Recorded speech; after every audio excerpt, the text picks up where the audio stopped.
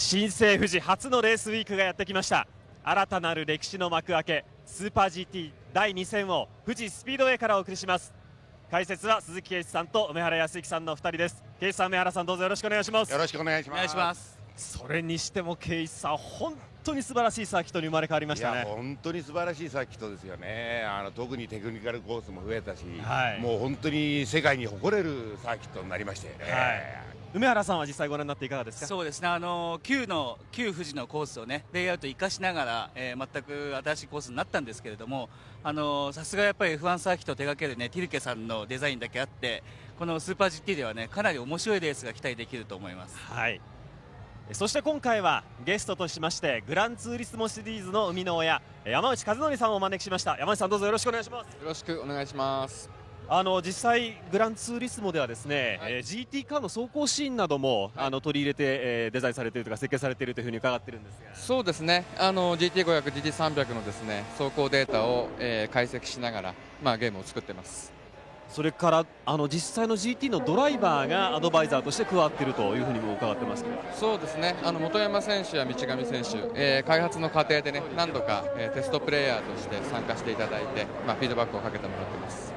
山内さんご自身は実際この新しい富士スピードでご覧になっていかがですか。いやね、バーチャルな世界でね僕ら再現してきたわけなんですけれども、やっぱりね本物はねすごい綺麗、感動しました。決勝レース楽しみですね。はい、よろしくお願いします。よろしくお願いします。さあ富士スピードウェイのリニューアルオープンレース、いよいよ始まります。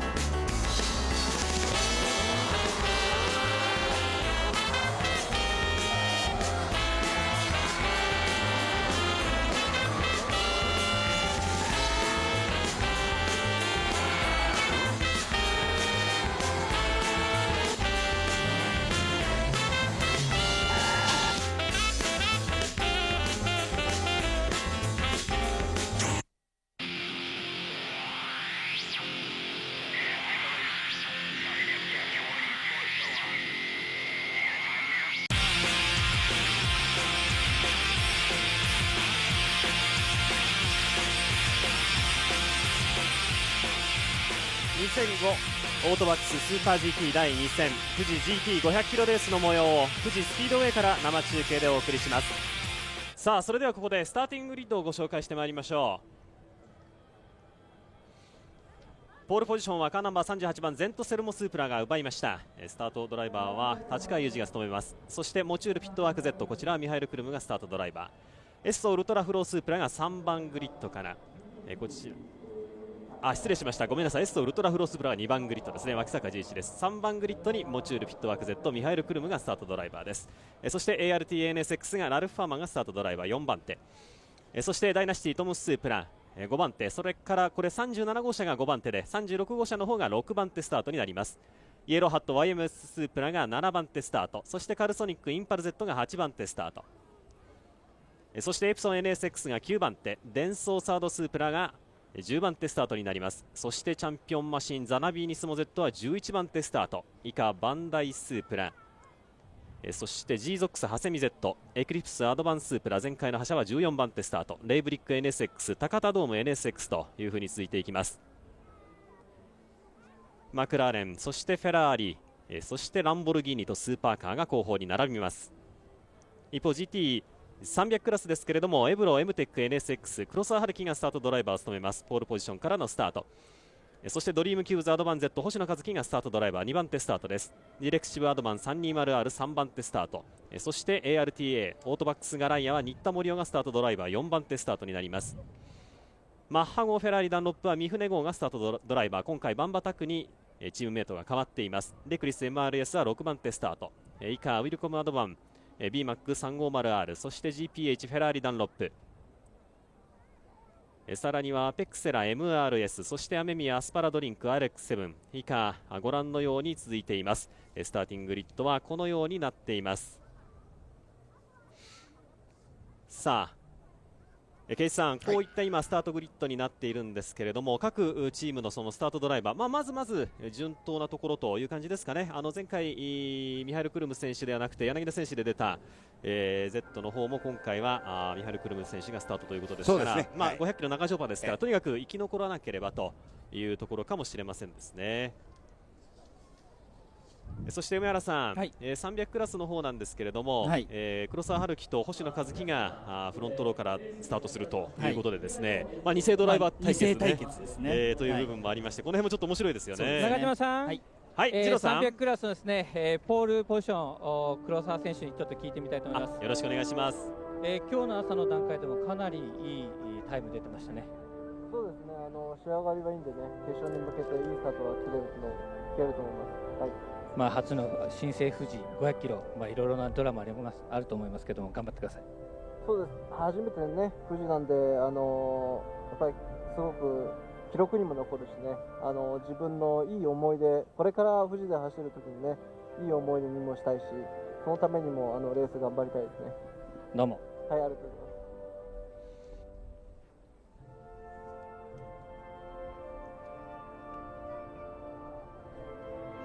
次郎さんにお話を黒沢選手に伺ってもらっている間に今国歌吹奏が行われておりまして、各チームが今起立をして並んでいるという状況です。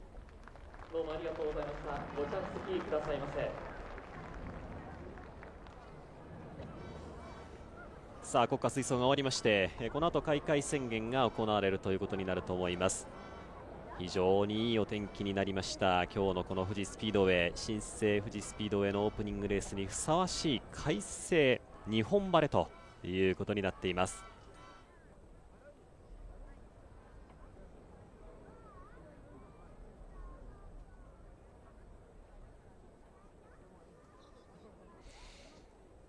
さあ本当にいいお天気、もう本当になんていうんですかね、山並みが圭一さん綺麗に見えてますよね。そうですよね、本当に綺麗、富士山も綺麗に映ってますし、本当にお天気に恵まれて、もう本当になんていうかこう今までの1年半のね休業期間がなんとなくこう明けてウキウキしますよね。そうですね、もう富士山綺麗ですよね。さあ梅原さん、新生富士スピードウェイオープニングレースということなんですが、お客様も本当にたくさん入ってらっしゃいますね。そうですね、グランドスタンド、2万円席以上あるんですけども、ほぼ全部埋まっているような状況 ですよね。やっぱりこういうのを見るとね、やっぱり富士のレースが戻ってきたなという感じがして、いいですね。新しくなりましたこのグランドスタンドの、屋根がですね折り鶴をイメージしているということだったんですが、あまり日本人からするとそんなに折り鶴には見えないかな、そんなに折り鶴でもないかなという感じはありますけどね。さあ開会宣言です。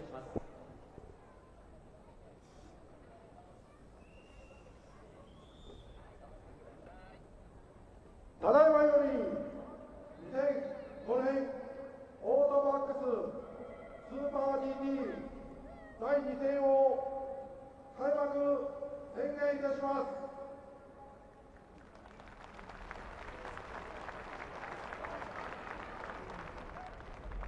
す。さあ開会宣言が行われまして、これからフォーメーションラップが開始されようというところまでやってまいりました。今1分前が提示されています。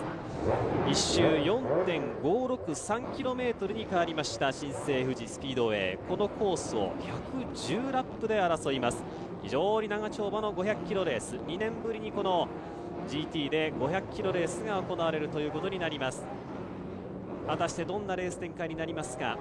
気温が20度ぐらいということですから、梅原さん、思ったほどは暖かくはないと。そうですね、やっぱり標高も高いっていうのもあるんだと思うんですけども、ただね、昨日に比べると日がねずいぶん差してるので、路面温度はまだまだ上がってくるような気がしますね。そうですか。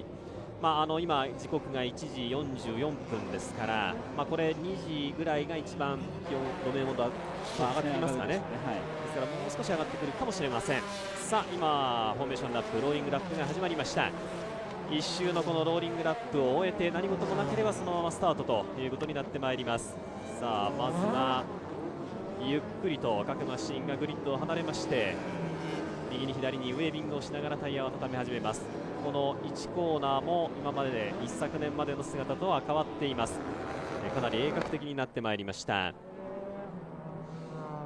さあまず GT500 クラスのマシンがこの新しいコカ・コーラコーナーへと向かう下り勾配で車を右に左に振りましてタイヤを温めていきます。決さん、やはりこのローリングラップで十分にタイヤを温めておかないとスタート直後1コーナー、そうですね、先陣争い、このローリングでは全く本当の温まりっていうのはできないと思うんですけども、1周目っていうのは本当に気をつけてみんな走りますよね。そうですね。さあ、そして今回はゲストとしてこの方をお呼びしております。グランツーリスモの開発責任者でいらっしゃいます山内和則さんです。山内さん、どうぞよろしくお願いします。よろしくお願いいたします。いよいよ新生富士のオープニングレーススタートになりますけれども、いかがですか、今のお気持ちは。いやね、結構長かったでしょ、この富士スピードでクローズしていた時間って。いや、だからこれだけ晴天の中でね、こんな綺麗なコースが見れるのって本当に感激ですね。そうですよね、やっぱりお客様もよく分かってらっしゃって、みんなこう待ってたんですね、これはね。我々も本当に待ちに待ったこの富士のオープニングレースです。さあ、ローリングラップ、十分にタイヤを温めていく各マシンですが、ケイスさん、今回の改修に伴って各コーナーの外側もアスファルト舗装になりましたよね。ちょっとヨーロッパに多いサーキットの感じですよね。ですから1コーナーの先陣争い、もしちょっと危ない位置であれば、その外へ逃げるということもできますけれどもね。もう考えられますね。ひょっとするとそこを使って前に出ようという人も山内さん、ゲームではいけますよね。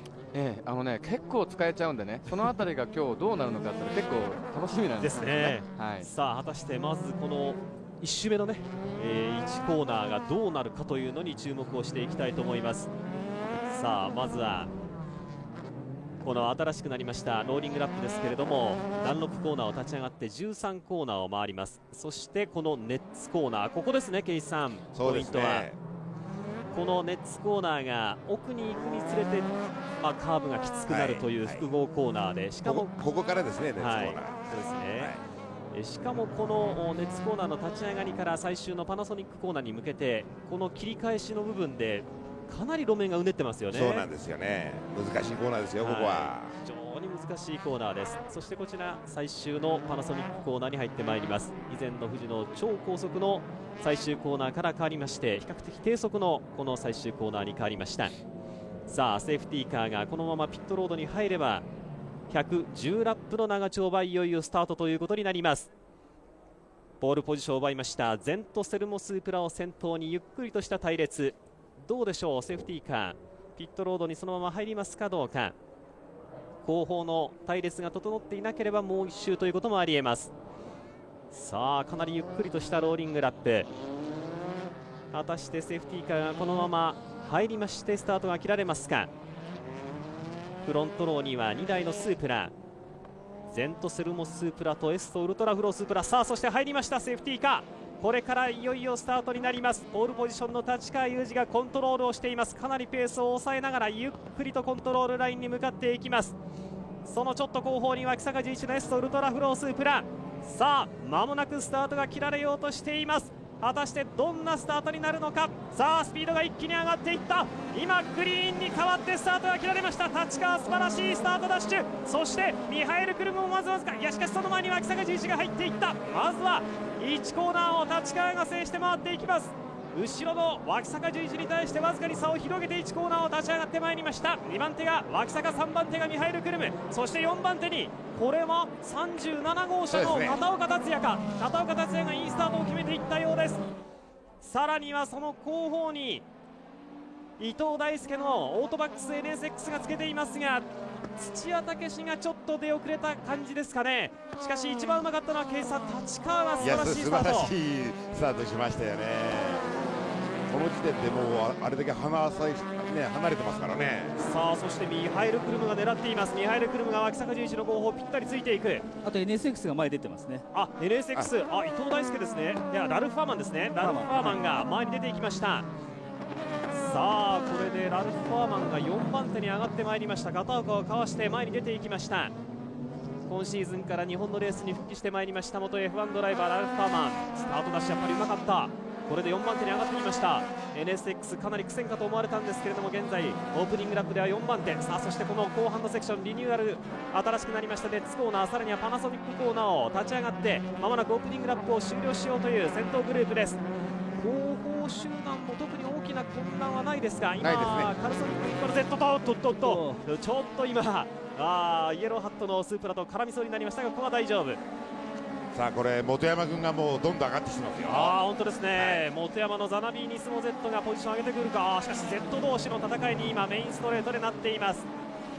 先頭はゼントセルモスープラ、2番手にエッソウルトラフロースープラ、モチュールピットワーク Z が3番手、そして ARTA-NSX、37号車のダイナシティトムスープラが5番手、36号車が6番手、デンソーサードスープラ7番手、そしてイエローハットは AMS スープラが8番手です。その後ろで2台の Z が激しくつばぜり合い、井出裕二、カルソニックインパル Z と本山聡、ザナビーニスモ Z、先輩後輩同士、ここは容赦なし、ここで本山が前に出ていきました。あの辺は本当に本山君上手ですよね。本山のペースが梅原さんいいんじゃないですか。そうですね、いいですね。逆にちょっとイエローハットは AMS スープラのペース良くないですかね。脇坂シーカスちょっとタイヤのね特性があるのかもしれないんですけども、スタートからちょっとねペースがまだ上がってきてないんですね。そしてその後方エリック・コマスの G ゾックス、ハセミ Z も今エプソン NSX の隙を伺っておりました。縦一列、このイエローハット AMS スープラ8番手以降は数珠つながりという状況です。これは激しい戦いになりました。梅原さん、ここはすごいことになってますよ。そうですね、ここもすごい対立になってますね。さあここから抜け出すのは誰なんでしょう。早くただこれケイさん前に行かないと。いやもう本山君としたらもう早く前に行きたいわけですよね。ですよね。多分この週勝負かけますよ本山君。さあ2周目を終えたトップグループがメインストレートを通過していきます。2周目立川裕二がトップを守りまして、脇坂十一に対して1秒255の差をつけてまいりました。さあそして元気なのはこのラルファーマンのARTA-NSX と片岡達也のダイナシティトムスープラ、この2台が先ほどからね力通抜かれつですね。抜かれつですよね。やっぱり NSX ちょっとストレートそうですないですかね。ストレートではやはりスープラが分があるかなという感じありますね。そして梅原さん、片岡が本当にいい働きしていますね、今回ね。頑張ってますよね。予選から非常にいい走り。先輩の土屋武史のマシンの方は30キロですか、ウェイトハンデがちょっとありますんで、その分ハンデがありますよね。片岡達也の方はノーハンデ04モデルということになりますけれども、非常にいい動きを見せています。スープラ勢、今回はしかしながら05年モデル新しいマシンが非常に予選からいい走りを見せていまして、現在トップを行くゼントトムスープラ、さらには2番手のエッソウルトラフロースープラ、この2台は当然ながら05年モデル。計算ずいぶんこのインターバルの間に進化したんでしょうね。本当にいい走りを見せていますね。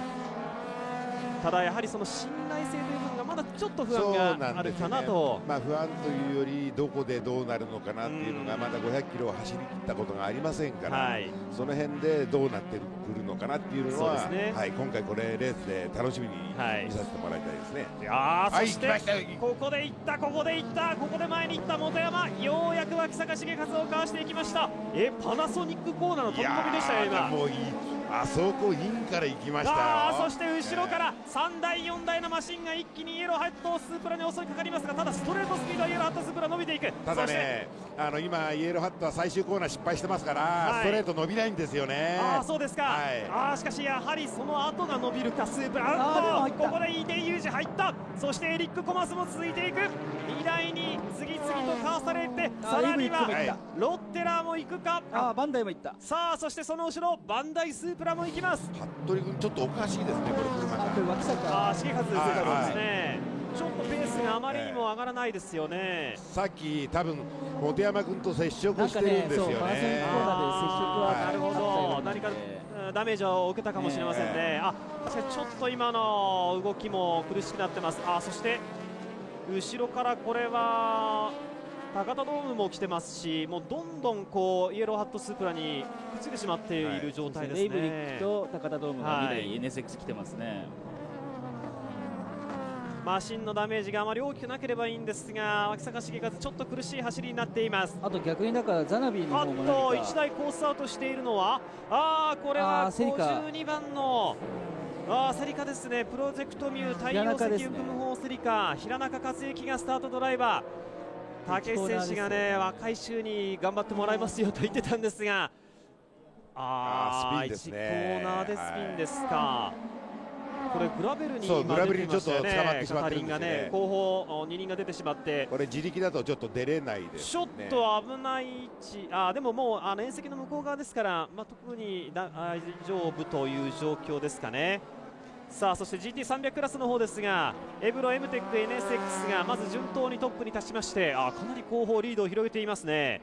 ドリームキューブアドバン Z、星野一樹、こちらが2番手なんですが、だいぶ差が開いているようです。その後ろにぴったり続いているのがオートバックスガライアがぴったりドリームキューブアドバン Z の後ろについています。さあどうだ、これガライアが一気に Z を仕留めるかもしれませんが、ぴったり後ろにつきました。メインストレート2番手争いということですが、計算しかしここは Z が伸びていくのか。伸びますね、はい、これは Z の速いですね。基本的には同じエンジンなんですが、今ストレートでは Z が伸びていきましたね。そうですね。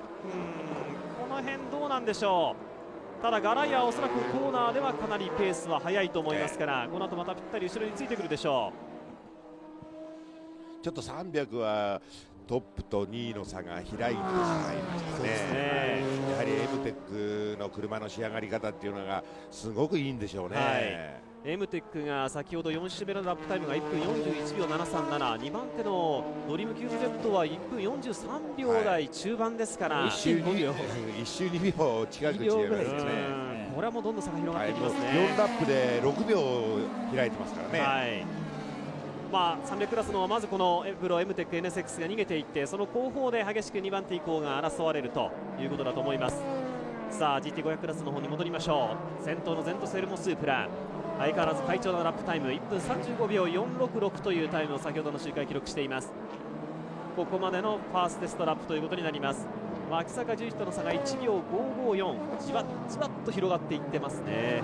そしてミハエル・クルムが現在3番手。ラルフ・ファーマンが結構落ちてしまったんですよね。そうですね、現在ラルフ・ファーマンの ART-NSX は6番手までポジションを下げまして、7番手デンソーにも抜かれたような、抜かれましたか。やはりこれストレートスピードがだと思います。苦しいんですかね。いかにその NSX が、コーナー立ち上がりが良くてもですね、ストレートですっと抜かれるということですが、そして300クラスの2番手争い、ガライアが後ろにぴったりつきました。ドリームキューブアドバン Z の後ろ、これがしかしアウトに振っていった。どうだ、1コーナーインガーキープが46番 Z ですが、アウトからガライアが襲いかかってくる。どうだ、前に出られるか。アウトからかぶせて前に行きました。いや、この辺は新田君上手ですからね。新田森生がここで2番手に上がりました。完璧に狙ってましたよ。そしてブロックラインを取った関係で後方三山翔吾のディレクシブアドバン 320R、B マックも迫ってきています。やはり梅田さん、バトルをしていると後ろからまた追いつかれるということになりますかね。新田君としてみれば早くにエムテックに逃がしたくないんですよね、エムテックをね。さあそして500クラスのトップ争いなんですが、この週はわずかに脇坂重一の方が早く走りましたが、それでもほとんど変わらないですね。これ確かに逃げれないですね。そうですね、ミハエル・クルムの後ろは片岡、土屋武史、アンドレ・クートのデンソーサードスープラ、そしてラルフ・ファーマンの NSX というふうに続いているんですが、今この辺りでは接近してきているのはデンソーサードスープラ、アンドレ・クートですね。非常に速いタイムを出していまして、ここで今土屋武史の後ろを脅かし始めました。やはりこのデンソーサードスープラも05年モデル、車の熟成が進んでいるんでしょう。前へ行きます、この04年モデルの土屋武史のダイナシティトムスープラ36号車をかなり激しく今煽っているような状況。与那さん、やはりこれデンソーサードスープラ、おそらく硬めのタイヤだと思うんですけれども、温まってくれば相当速いですね。ただ後ろにぴったりついたとしても抜くのがどうか、同じスープラ同士、やはりトップスピードがあまり変わらないとなると、非常にこれ新しい富士スピードウェイ以前よりは抜きにくくなってますよね。そうですね、抜くのはちょっと大変だと思いますよ。そのあたりでアンドレ・クートがどういった攻めを見せていくのか、ちょっと土屋武史の動きが今一つという感じですか。いや、そうでもないと思うんです。多分土屋君はマイペースでいってて、ただデンソーサードスープラの方がやはりいろんな面で、05年モデルの良さが出てるんではないですかね。ということですかね。片岡の方は少しずつ後方を引き離しにかかっているんですが、ちょっと土屋武史の動きがどうでしょう、頑張っているんですが後ろにぴったりとアンドレ・クートがついています。スープラのこの2005年モデル開幕戦岡山のラウンドではかなり苦戦しましたけれども1ヶ月半近くありましたかね、インターバルの間に相当熟成が進んできています。特にそのリアのサスペンション周り、タイヤの垂れとかですね、その辺りが非常に苦しいんだという話を開幕戦の時はしていましたけれども、その部分はほとんど改善されていると見ていいですかね、これはね。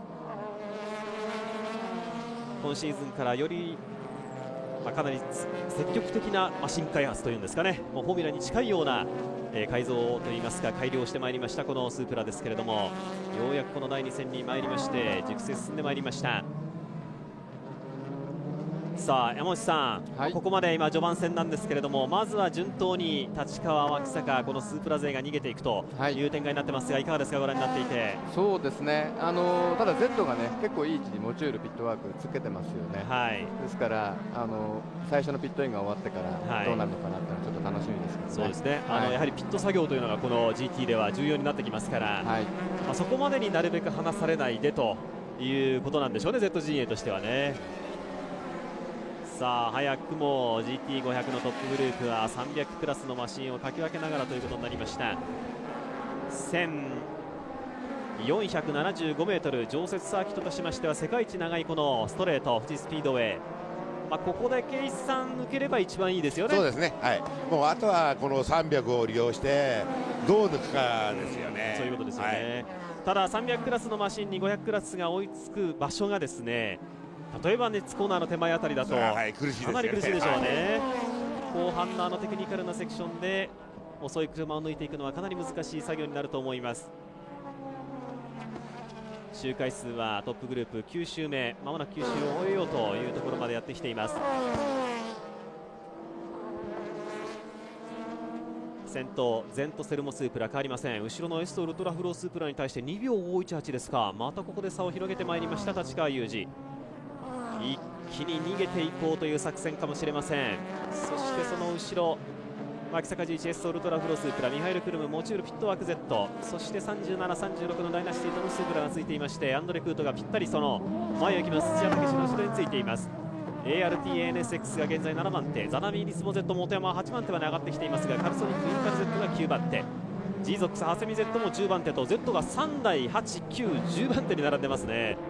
そして梅原さん、その後方バンダイスープラ、アラセージの後ろにエプソン NSX、アンドレ・ロッテラ上がってきているという状況ですが、これどうですか、ぴったり後ろについているんですが、ダンロップタイヤ同士。そうですね、さっきはね逆だったんですよね、それを2周ぐらい前にバンダイが前に抜いて、そうですか、前に出てるんで、全般的に言うとやっぱり NSX 勢がかなりきつそうだなというのはやっぱりありますね。そうですかね、やはり最終パナソニックコーナーから立ち上がってこれだけバンダイスープラとエプソン NSX 差がついてしまうんですね。どうしても直線の部分で差が開いてしまいますよね。これだとレースは本当に苦しいですよね。そしてそのバンダイスープラ直線スピードを生かしまして G ゾックスハセミ Z の後ろに迫ってきています。エプソン NSX の後ろに今ドミニク・シュアがエクリプスアドバンスープラつけていますから、開幕戦で勝ちまして70キロ、かなり重いウエイトハンデを背負っている25号車ですけれども、これは結構いいんじゃないですか。ペース的には現在13番手ですから、ポイント獲得圏内に上がってこれれば、このアドバンスープラはいいわけですからね。もうアドバンススープラは今回もうね70キロというハンディ背負ってますから、やはりね1点でも2点でも取りに行くという作戦でいった方がいいと思います、さあそれにしても快調なのは立川雄二、ゼントセルモスープラ。先ほどの周回ここで2秒249だったんですが、今度の周回はどうでしょう。まもなく10周目を終えて11周目に入るところです。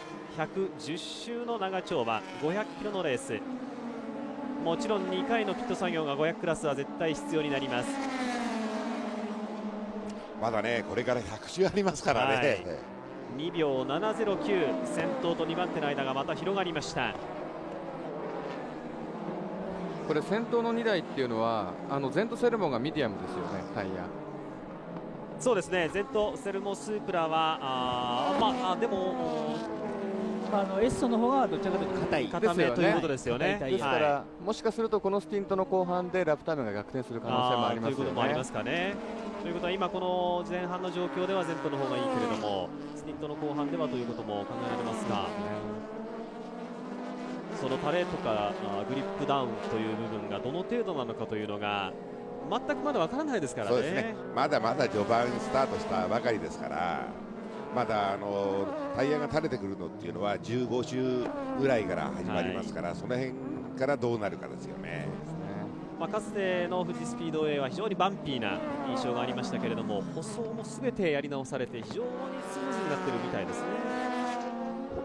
宮原さん、金曜日でしたか、ほとんど車が汚れないんだというチームの、ね方のお話ありましたけれども、グラベルが少ないということもあるんでしょうけれども、非常にそのあたりで路面、コース状況がいいということなんでしょうね。ただ、今日はやっぱりタイヤカスはどんどん出てくると思うので、その辺がどういうふうに固まっていくのかっていうのも未体験ゾーンですからね。そうですね。どの辺が滑りやすくなって、どの辺がカスが溜まってみたいなのも今日分かるわけですよね。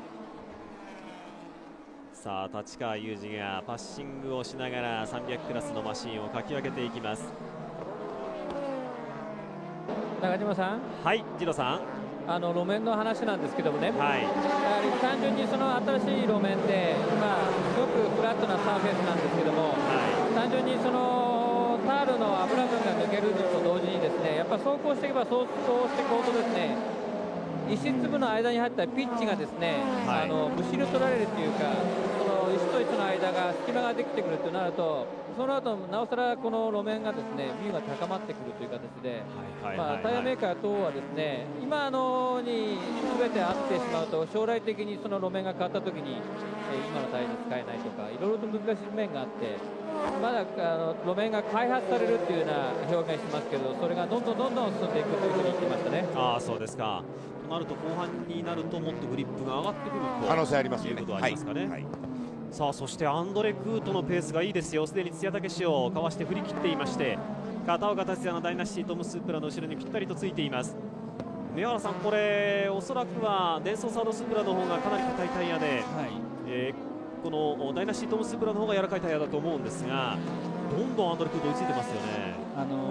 サードがよく、やる作戦としてはやっぱり決勝だけを見て作っていくというのはありますから、今のこの状況ではこの固めのタイヤでもまだそこそこ重たい状況でもかなりいいラップでいけると、逆にもう10周超えてるんでね、柔らかめのタイヤの方はタイヤの追いつくところをもう過ぎかけてるのかもしれないですね。さあそして GT300 クラスの2位争い、ガライア対 Z。ここでガライアと Z またこれ追いついたということですか。そうですね、ガライアがちょっと順位を落としてるですね。これ3位争いになったんですね。2番手に上がって、三山翔吾の B マックがガライアを抜いて前に行ったということですか。そうですね、これがだから3番手争いでまたガライアが前に出てるということだと思いますけどね。ただ序盤のガライアの勢いがちょっと何か良くない感じですね。この前の週で急激にラップタイムが落ちてるんで、どっかで何か見出したかなんか引っかかったとか、そういうのがあったのかもしれないですね。この前の週が49秒台に落ちてますから。ただ上原さん、これ300クラスはですね、かつてはワンピット作戦、1回しか旧タイヤ交換をしないという作戦が行われたこともありましたですよ、車によっては。今回もね、いろんな情報とですね、あと作戦的なものもあったりとかして、1回ピット作戦やるやんないっていうのがね、パドックでは情報飛び交ってまして、本当にどこがやるのかっていうのはもうちょっとやっぱり蓋を開けてみないとわからない状況ですね。みんなやるやるって言ってるんですよ、でも実際にできるかっていうとやっぱり厳しいっていう話もあるので、タイヤ的には結構いけるらしいんですけども、特にミシュラン勢なんかはね、絶対的に自信を持ってるんですけども、やっぱり燃費の部分できついだろうと言われてますね。だから逆にそのセーフティーカーとかね、そういうものがあったりすると一気に急激にやってくるチームが増えるとかね、比較的最初は作戦の幅を持たせた展開っていうのをみんな予想してるみたいです、ね。そしてデンソーサードスープラが今1コーナーブレーキング競争で前に行ったか。しかしクロスラインを取る、片岡クロスラインを取ってここで抜き返す。ブレーキギリギリまで我慢したアンドレ・クートだったんですが、しかしここはコカ・コーラコーナーでインを取ったのはアンドレ・クート。デンソーサードスープラが前に行きました。今片岡狙いは良かったんですが、やはりちょっとインにまでは切り込めなかった。激しいつばぜり合いが今スープラ同士で行われましたけれども、前に行ったのはデンソーサードスープラアンドレ・クート。あの1コーナーのブレーキングが決済ギリギリでしたね。よく行きましたよね。ただ片岡もやはりね、ただものじゃないですね。頑張ったんですけどね。今リプレイが出ます。ここブレーキングも完全に挙動を乱しながらのブレーキングだったんですが、その隙をついて片岡がインに入る。しかしこの1コーナーの立ち上がりのストレートでイン側のラインを取ったデンソーサードスープラがコカ・コーラコーナーで前に行きました。このコカ・コーラコーナーの R が以前よりだいぶ緩くなって高速コーナーになりましたんで、ここでちょっと抜くというのは通常では難しいかもしれないですね。今のような状況で2台サイドバイサイドでくればイン側が有利ということになると思います。以前はあそこでこうラインをクロスさせたりということもありましたけれども、ちょっとそれは厳しくなったか。さあそして前に出ましたアンドレ・クート、これで4番手に上がりました。現在3番手のミハエル・クルム、モチュール、ピットワーク Z からはいやもうすぐですよね。もう2秒ないですね。1秒半ぐらいしかないんですね。目の前に見えてますよね。さあこのアンドレ・クートがドライブしています。梅原さん、アンドレ・クートどうですか、これいいんじゃないですか今回。そうですね、今日ちょっと何かバタついているのは窓、フロントですね、横のサイドウィンドウですね。いや大丈夫です、あれ大丈夫ですか。ちょっと暑いので開けているということですが、ただそれにしても随分バタバタしてましたけれどもね。そしてこの辺りは激しい戦いになっています。ハセミ Z です。 G ゾックスハセミ Z、 バンダイスープラ、そしてその後ろにエプソン NSX、 10番手争いです。これ ARTNSX ですね。ARTNSX が落ちたんですね。ポジションを下げたということですね。エリック・コマスの G ゾックスハセミ Z が9番手に上がりまして、ラルフ・ファーマンが1つポジションダウン、その後ろにバンダイスープラがいます。この3台が激しく三つどもえで争っているという状況なんですが、一度前に出たこの G ゾックスハセミ Z、 エリック・コマス、それほど一気に逃げていくという感じではないですか。 ARTNSX、 ラルファマン、ただやはりこういう部分ですよね。上り勾配、そしてストレート、この辺りで少し NSX 苦しくなっているか。そしてアウトに膨らんでいくが、荒瀬路狙いましたが、ここではちょっと無理。ちょっとさすがにあそこでは計算無理ですね。そうですね、無理ですね。ネッツコーナーのあたりではインに入ってもやはりラインは基本的に1本ですか。1本ですね。さあそしてバンダイスープラメインストレート、ぴったりと ARTNSX のスリップに入りました。これはおそらくスープラの直線スピードを生かして一気に抜いていくでしょう。早くもコントロールラインの手前で荒瀬路のバンダイスープラが前に出ていきました。ここであっさりと前に行きます。いやもう本当に簡単に抜かれてしまいますね。そうですね。山下さん、ちょっと NSX は苦しいですね。そうですね。この NSX ってなんでストレートが遅いんですか。なんでですか。まだ多分エンジン関係が煮詰まってないのかなという部分がありますよね。空力的には絶対いいはずですから。なるほど。今ラルフ・ファーマンはネッツコーナーの進入のところでちょっと姿勢を乱しましたね。常に段階でさらに最終コーナーからの立ち上がりスピードが遅くなるということですから、そこで簡単に荒瀬路に抜かれてしまったということでしょう。NSX もこういう E フィールドではかなり頑張ってるんですよね。その空力の部分での特性を生かしてね、こう攻めてるんですけども、やっぱりこうエンジンの部分の開発っていうのがまだ足りないというかね、これからどんどんやっていかなきゃいけない課題なんでしょうね、きっとね。山下さん、グランツーリスモでは NSX もうちょっと速いじゃないですか。ストレートの速度差っていうのは大体こんな感じ。こんな感じですかね。ラップタイム的にはそれほど大きくは違わない。そうですね。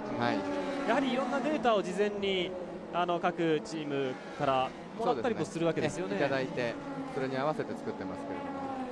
で実際のマシンがゲームとちょっとこう違ったりするとイライラしたりということはないんですか。うちの車はもっと回るよとかね、そういうコメントがドライバーの方から来ることがありますね。逆に、ゲームの方が遅いと、ゲームの方が早い時には何も言われないんですね。そうですね。全く何も言われないです。さあ GT500 クラスのトップはゼントセルモスープラ立川裕二17周目に入っています。後ろのエッソウルトラフロースープラとは3秒77にじわじわっと差が広がっています。この段階でも立川裕二は1分37秒114、平均して6秒台ですよね。そうですよね、先ほどは秋坂11の方がわずかに速く走っていましたが、ちょっと300クラスに引っかかったりしますと一気にね1秒ぐらい遅くなりますから。今ねちょっとまたガランヤが追いついてきました。これ2番手争いですね。300クラスですね。やっぱりさっきガランヤは1周だけポッとこう6秒ぐらい遅かったですから、何かコースアウトしたか失敗したんでしょうね。そこでこの B マックに先行されていたんですが、ペースが戻りました。新田森を三山翔吾の後ろにまたぴったりつきまして2番手争い300クラスです。ただ300クラスはトップと2番手ともう20秒以上。これ並びかけるネッツコーナー、そしてパナソニックコーナー、アウトからではちょっと難しいか。しかしどうでしょう、このパナソニックコーナーの立ち上がりスピード、ここではいけないか。入った。ここでいきますか。ごめんなさい、ちょっと今場所が違いましたね。これダンロップコーナーの進入ですね。今ヘアピンの300あるのところでしたね。これで2番手。このダンロップコーナーの飛び込みのところでガランヤが前に行きました。ごめんなさい、まだちょっとこう慣れてないですね。一瞬だけパッと映るとちょっと今回の富士の風景が皆同じように見えますからね。ここで今ダンロップコーナーの飛び込みのところでガランヤがいいを奪いました。新田君ベテランらしいですよね。そうですね。三山翔吾ももうちょっとこうなすすべなしと、もう仕方ないという感じで今抜かれました。ちょっと今面白いことに気がついたんですけど、この17周ぐらいの段階でダンロップタイヤ勢がですね、ベストラップ出し始めてるんですよ。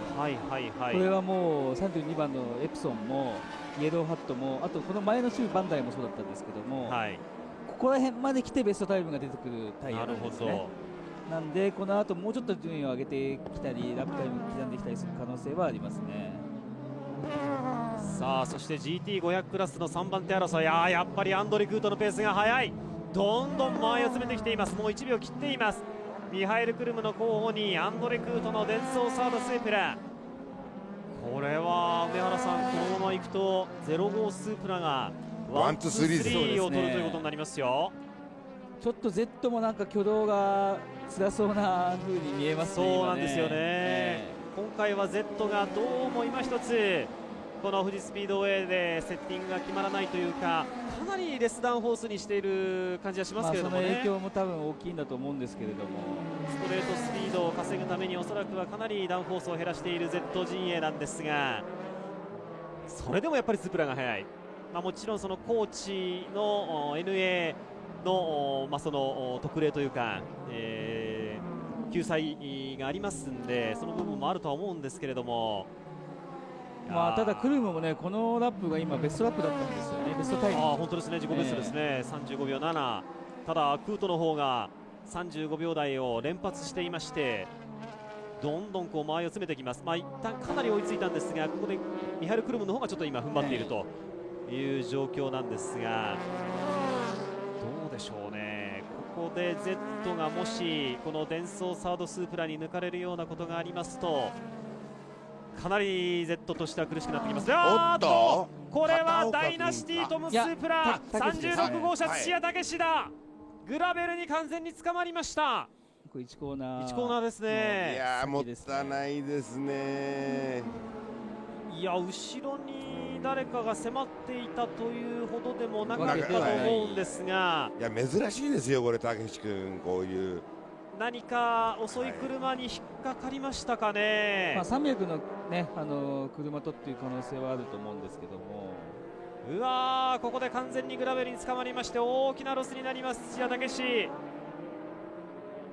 いやこれはちょっと厳しいですね。そして今メインストレート22番のモチュールピットワーク Z の後ろから来たアンドレ・クート。さあデンソーサードスープラ早くインに飛び込んでいくアンドレ・クート。1コーナー決またれてますよね。先ほどスープラダイナシティトムスープラがグラベルに捕まっていましたから、ここは1コーナー木端、ここはアンドレ・クート、今非常に大きなチャンスをみすみす逃がすことになりましたが、ただまだまだこれからいきますからね。逆にミハエル・クルムの方が、ちょっと胸をなで下ろしたというところかもしれません。さあ20周目の攻防、 GT500 クラスの3位争い、ミハエル・クルム Z の牙城をただ一人守っているという感がありますが、その後方から05スープラ、デンソーサードスープラ GT アンドレ・クート、これはやはり明らかにテサン・アンドレ・クートに分がありそうですよね。ありますね、はい、でもその後ろのね片岡君もね頑張ってるんですよね。本当ですね、はい、アンドレ・クートからはすでに4秒ほど遅れていますけれども、3秒半ほど遅れていますけれども、片岡も今5番手の位置をキープしています。その後ろにもう本山が上がってきてるんですか。だから Z が3台来てるんですよ。ということはミハエル・クルムが今この3番手の位置を守っていますが、ここで守り通していれば後ろから本山も井出も来ると、さらにはエリック・コマスもその後ろから来ると、3台の Z が虎視眈々今じわっじわっとその間合いを詰めてきています。これは非常に面白くなってきました。やはり Z としてはレスダウンフォースで決勝に向けたセットを淡々と煮詰めていたということですかね、宮原さんね。そうですね。しかしながらその前にこのデンソーサードスープラアンドレ・クートが立ちはだかるということになるのかもしれません。でもクート慎重ですね。そうですね。というよりも今クルムが頑張ってるんですよね。ということですか。ものすごくね。山内さん Z 今このミハエル・クルムの走りどうですかね。結構頑張ってますよね。ですよね。そしてこれは NSX 同士の戦いです。ラルフ・ファーマンのオートバックス ARTA-NSX の後ろからエプソン NSX、 アンドレ・ロッテラー、ここはなんとかね、やっぱりタイヤの、ね、銘柄があるんでね、特性生かしたりなんか勝負が始まってますよね。ラルフ・ファーマンはオープニングラップで4番手でしたですかね、上位に上がってきましたけれども、今10番手までポジションを落としています。やはり相当 NSX 苦しいか。 NSX 勢ではこのラルフ・ファーマンが今最上位にいるんですが、そのぴったり後ろに同じ NSX、 ただしタイヤが違いますアンドレ・ロッテラーのエプソン NSX。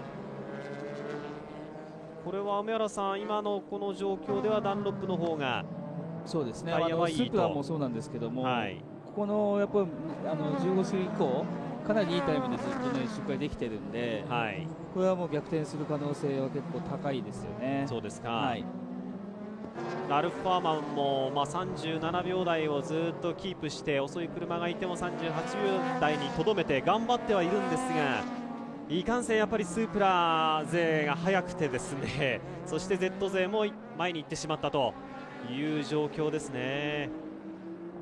最終コーナーを立ち上がってきました。もうこれは完全にエプソン NSX アンドレ・ロッテラーがスリップに入っています。同じマシンとはいえこれは前に行けるでしょう。いや、これはもう狙ってますよね、完全にね、完璧に狙ってますよ。おそらく今この状況では後ろのエプソン NSX の方がタイヤの状況はいいと思います。ただインによってここはなんとかブロックラインを通っていくラルフ・ファーマンですが、ここでアンドレ・ロッテラーが1コーナーでインを奪っていきます。しかしラルフ・ファーマンも踏ん張る。このままサイドバイサイドで行くのか。2台並んでいる、並んだまま行く、並んだまま行って、コカ・コーラコーナーイン側ラルフ・ファーマンだ。どうだ、そのままなんとかラルフ・ファーマンが守りました。ここはうまい意地を見せましたラルフ・ファーマン。F1 元 F1 ドライバーとしてこれはもうね、何かマクラーレンだ。白煙が出てますか。マクラーレン F1GTR 田島栄一が今ドライブしていますが、今回スポット参戦のこのマクラーレンから白煙が上がったように見えました。タイヤが中島さん、ちょうどストレートに出たあたりですね、ストレートの半分ぐらいですね、そこから白煙上げて、タイヤですね、リアタイヤ。右のリアタイヤですね、はい、ということはサスペンションを痛めてフェンダーとタイヤが接触しているという状況かもしれませんね。これはおそらく一周ゆっくりと走ってピットに戻ると思います、田島栄一。いや戻れますかね、これね。いや、戻れると思うんですけども、相当ペース直線で飛ばなくてよかったですよね、これね。さあ、そして NSX 同士の戦いまだやってます。ここで並びかけるか。しかしまたなんとかラルフ・ファーマンがアンドレ・ロッテラーの前を抑え込んでいるという状況。さあ、メインストレートスリップの効いているロッテラーが前に行けるか。しかしインががっちりキープ。ラルフ・ファーマンアウトに振っていくアンドレ・ロッテラー。前に300、ここもラルフ・ファーマン守った。うまい。300クラスのマシンを利用しまして、ここは守りきりました。しかしここで並びかけるか、ロッテラどうだ。前に300、またここもラルフ・ファーマンラルフ・ファーマンやっぱりうまい。かつてはこの NSX でね、年間最多勝を記録したこともあります、ラルフ・ファーマン。おっと、アウトからいくかな。300クラスをアウトから抜いていくんですが、ここはちょっとタイムラス。かつては中島レーシングのエースでしたからね、ラルフ・ファーマンはね。フォーミュラー日本のチャンピオンを取って F1 に乗りまして、再び日本に帰ってまいりましたラルフ・ファーマンです。ここはやっぱり若いドライバーに負けるわけにはいかないですよね。そしてこれね、NSX 同士でここまでやるのかなっていう感じあるんですけども、結局タイヤが取れました、マクラーレン。ということはサスペンションではなくてハブか。危ない。そしてタイヤが危ない。タイヤが取れている。そのままコースに入ってしまいそうだ。コースを横切る。危ない。危ない。なんとかここはそうですね、各ドライバー見えてますね。そのまま外へ行ってくれればこれは大丈夫でしょう。いや、ちょっとヒヤッとしました。これでもまた逆に転がっていく可能性もでもここはオフィシャルの方に早く回収していただければ。今回収できましたね。今一瞬ヒヤッとしました。何かそのハブかナットか、その辺りのトラブルということですかね。富士スピードウェイと同じぐらいお休みしていたマシンということだったようですけれども、今回スポット参戦のマクラーレン、残念ながらここでマシンを止めました。さあ、ゼント・セルモスープラのリードはどのくらいでしょう。まだ逃げれてるっていうタイムじゃないんですよね。5秒弱なんですけども。そうですね、先頭のゼント・セルモスープラと2番手エッソ・ウルトラフロースープラの間、先ほどコントロールライン上では4秒883、5秒弱の差になっています。24周目、じわじわとまた開いてはいるんですね。時々差が縮まるという感じでしょうか。おそらく前の車に引っかかったりすると差がわずかに縮まるんですが、またそれを突き放すという状況が続いていますね。この後、どういう作戦をチームが取ってくるか分かりませんが、梅原さん、2ストップは500はもう当然2ストップなんですが、そのスタートドライバーがそのまま続けて乗るか、真ん中にセカンドドライバーを挟むか、セカンドドライバーが後半2スティント乗るか、この辺で各チームの作戦分かれると思うんですけれどもね。110ラップですから、ちょうど3分の1は36、7周ということになりますから、36周を終えてからじゃないと、ピットには入ってもドライバー交代はできないということですよね。で今24周ですから、まだ12、3周は最低でもいくということだと思いますけれどもね。そしてようやくここでラルフ・ファーマンをアンドレ・ロッテラーがかわしていきました。やはりストレート、スリップを使いながら300クラスのマシンを利用してどうやら前に出ていったという状況のようですね。ここでリプレイ出ますけれども、やはり300クラスのマシンがいて、その横から、ダブルスリップを使うような形になりましたけれども、エプソン NSX のアンドレ・ロッテラーがインから前に出ていきました。もうここはもうイン側キープですから前に行っています。ファーマン頑張ってたんですが、そうですね、やっぱりここらあたりでもう力尽きたと。でも技はね見せましたよね。そうですね、さあそして GT500 のトップ争い、今メインストレートご覧のような感覚になっています。赤と銀のゼント・セルモスープラ、そしてブルーと白のエッソ・ウルトラフロースープラ、26周目に入ったところで5秒651の差。今ちょっと開いてしまいましたね、この周が。コンマ 1、2秒ずつ差を広げていっているという状況です。あと3番手のねクルムが頑張って抑えてますよね。本当ですね、アンドレ・クートね。さっきもデンソーサードにねかなり抜かれそうな流れになってたんですけども、頑張って踏ん張ってますよね。アンドレ・クートはあそこまでかなり勢いがあったんですが、ミハイル・クルムのところでもうちょっとペースが鈍ってきたという感じですか。それよりはミハイル・クルムの方が頑張っているという状況ですかね。さあこの富士スピードウェイのリニューアルオープニングレース、現在はスープラ勢がトップ2台をトップ2を守っています。その後ろから Z が1台、そしてさらに2台スープラを挟んで Z が3台という状況だったんですが、しかしその後方、荒瀬治の方が持続するはずみ Z のエリック・コモスかわしていましたね。荒瀬治が8番手、2周ぐらい前に、荒が前に出てるんですね。ということは、ややスープラ有利ながらかなりいい勝負に計算になってきているということですかね。この富士スピードウェイは1965年にオープンしまして、66年にこけら落とし、ちょうどやはりこの5月3日に日本グランプリが行われて、その時はまだ日産に合併される前のプリンス R サンパーマルが、現在もこの GT に出ています砂子塾長のお父様の砂子智彦選手が、勝ったというレースで、ポルシェやそれからトヨタ 2000GT も出てたり、智彦選手じゃないですか、ごめんなさい、吉和選手が智彦選手は塾長の方ですね、吉和さんの方が勝たれたというレースだったわけですけれども、そしてここでデンソーサードスープラスリップから出た、これはいけるでしょう。ブレーキングで前に行きました。ちょっとまたブレーキでスモークが上がった。しかしここは行きましたね。ようやくアンドレ・クートが前に出ていきました。これで05スープラ1、2、3体制に持ち込みました。ここまでクルム頑張ってたんですが、ちょっとね、もう直線のあれはもう仕方ないですよね、もう行かれるしかないですよね、抑えようがないですからね、あそこはもう。ペイさんは66年の最初の日本グランプリはご覧になったらしいですね。見ました、ちょうど18の時で、今これリプレイが出てますが、もうこうなったらどうしようもないですね。もうどうしようもないですね、ここは。それから39年経ってもう一度オープニングレースを見る心境っていうのはいかがですか？いや、もう妙な気分ですね。当時はバンクがあって、僕バンクのところで見てたんですけども、あの時と同じように大勢のお客様がね、アンドレ・クート今ちょっと危なかった。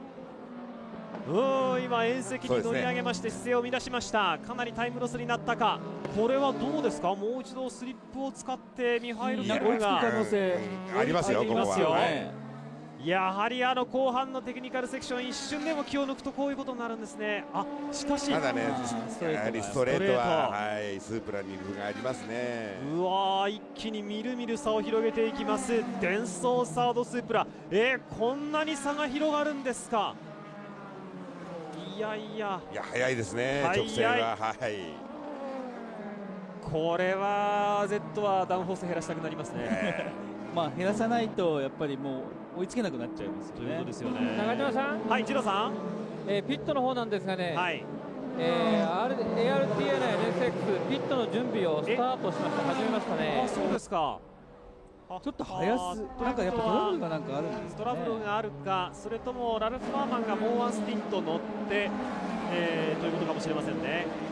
そしてここでペース上がらない ARTA NSX、タイヤにもしトラブルがあるようであれば早めに入れてファーマンのまま給油だけして出すと。いやでも全然周回が早すぎるので。そうですか。どうでしょう、3分の1ずつでなければ給油はダメですかね。 NSX あまり燃費良くないんですが、入れとくという手はあると思いますけど、ファーマンが2スティントそのまま乗ればと、乗ればいいですけど、ただ2スティントフル分の燃料が足りるかどうか、もちろん早すぎる量は給油はするとしてどうですかね。最後走り切れるだけ、伊藤大輔が走り切れるだけの量を最後のピットで給油できるかということですかね。ドライバーの方はですね、伊藤選手は全く動きありません。そうですね、ピットの中で椅子に座った状態ですので、今言われた通りだと思います。やはりかなりペースが落ちています ARTA NSX。イエローハット YMS スープラ秋坂重和にもかわされていきました。12番手までラルフ・ファーマンポジションを落としています。秋坂重和は今この状況ではそれほどペース的には悪くなさそうですね。序盤ちょっと何か苦しそうな走りに見えたんですが、ただ前のロッテラーはどうでしょう。もうでもすぐ前にいますか。ということはこの後重和選手がまた追いついてくる可能性もあるでしょう。周回数が29周目、110周の長丁場、まだ3分の1が経過していません。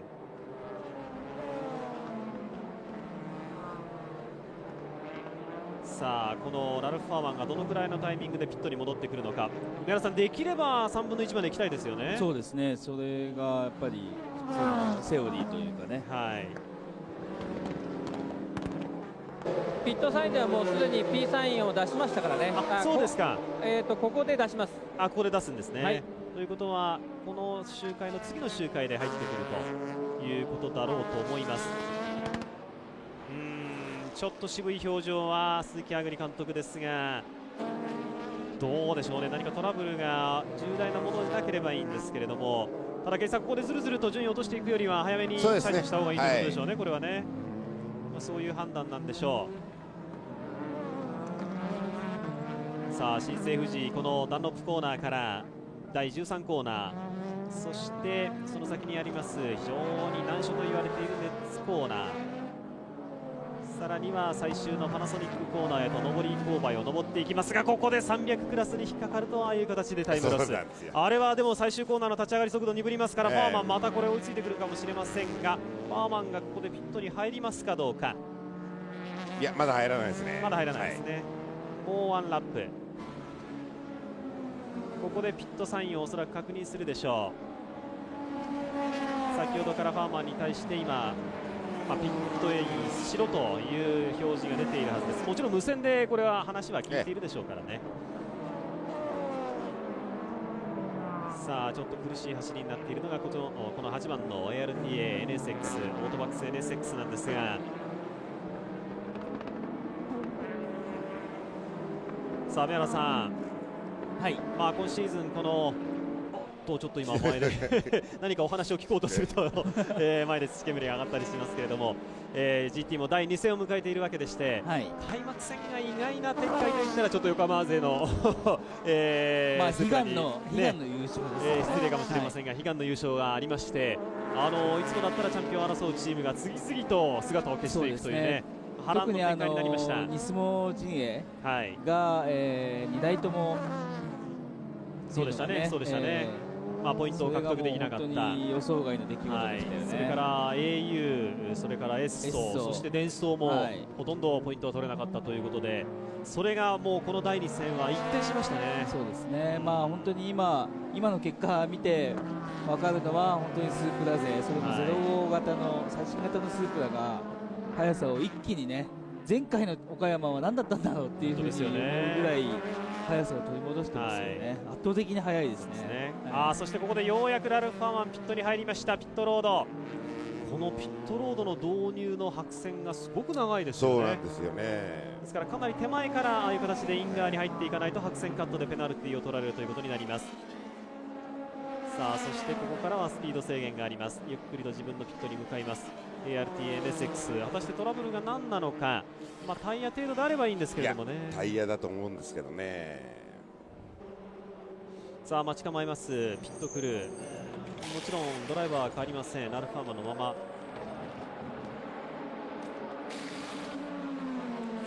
燃料も入れますね。今もちろん燃料は満タンにする、さあ今給油もしました。4輪ともタイヤは変えるようですね。特に二郎さん、他の作業は何もしてないですよね。はい、タイヤ作業と通常のですね、給油だけですね。あとでちょっとそのタイヤの状況などが分かればお伝えいただきたいと思うんですが、結構燃料入れますね。入れますね。さあそして前輪の方も変えます。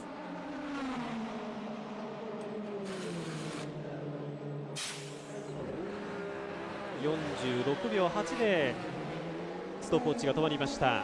かなりたっぷりと燃料を積んでピットアウトということになりました。特に他に何も作業はしなかったか。二郎さんどうですか。タイヤの摩耗状況を見ますとね、見た目ですけどもリアルもかなりフロントがですね摩耗してますね。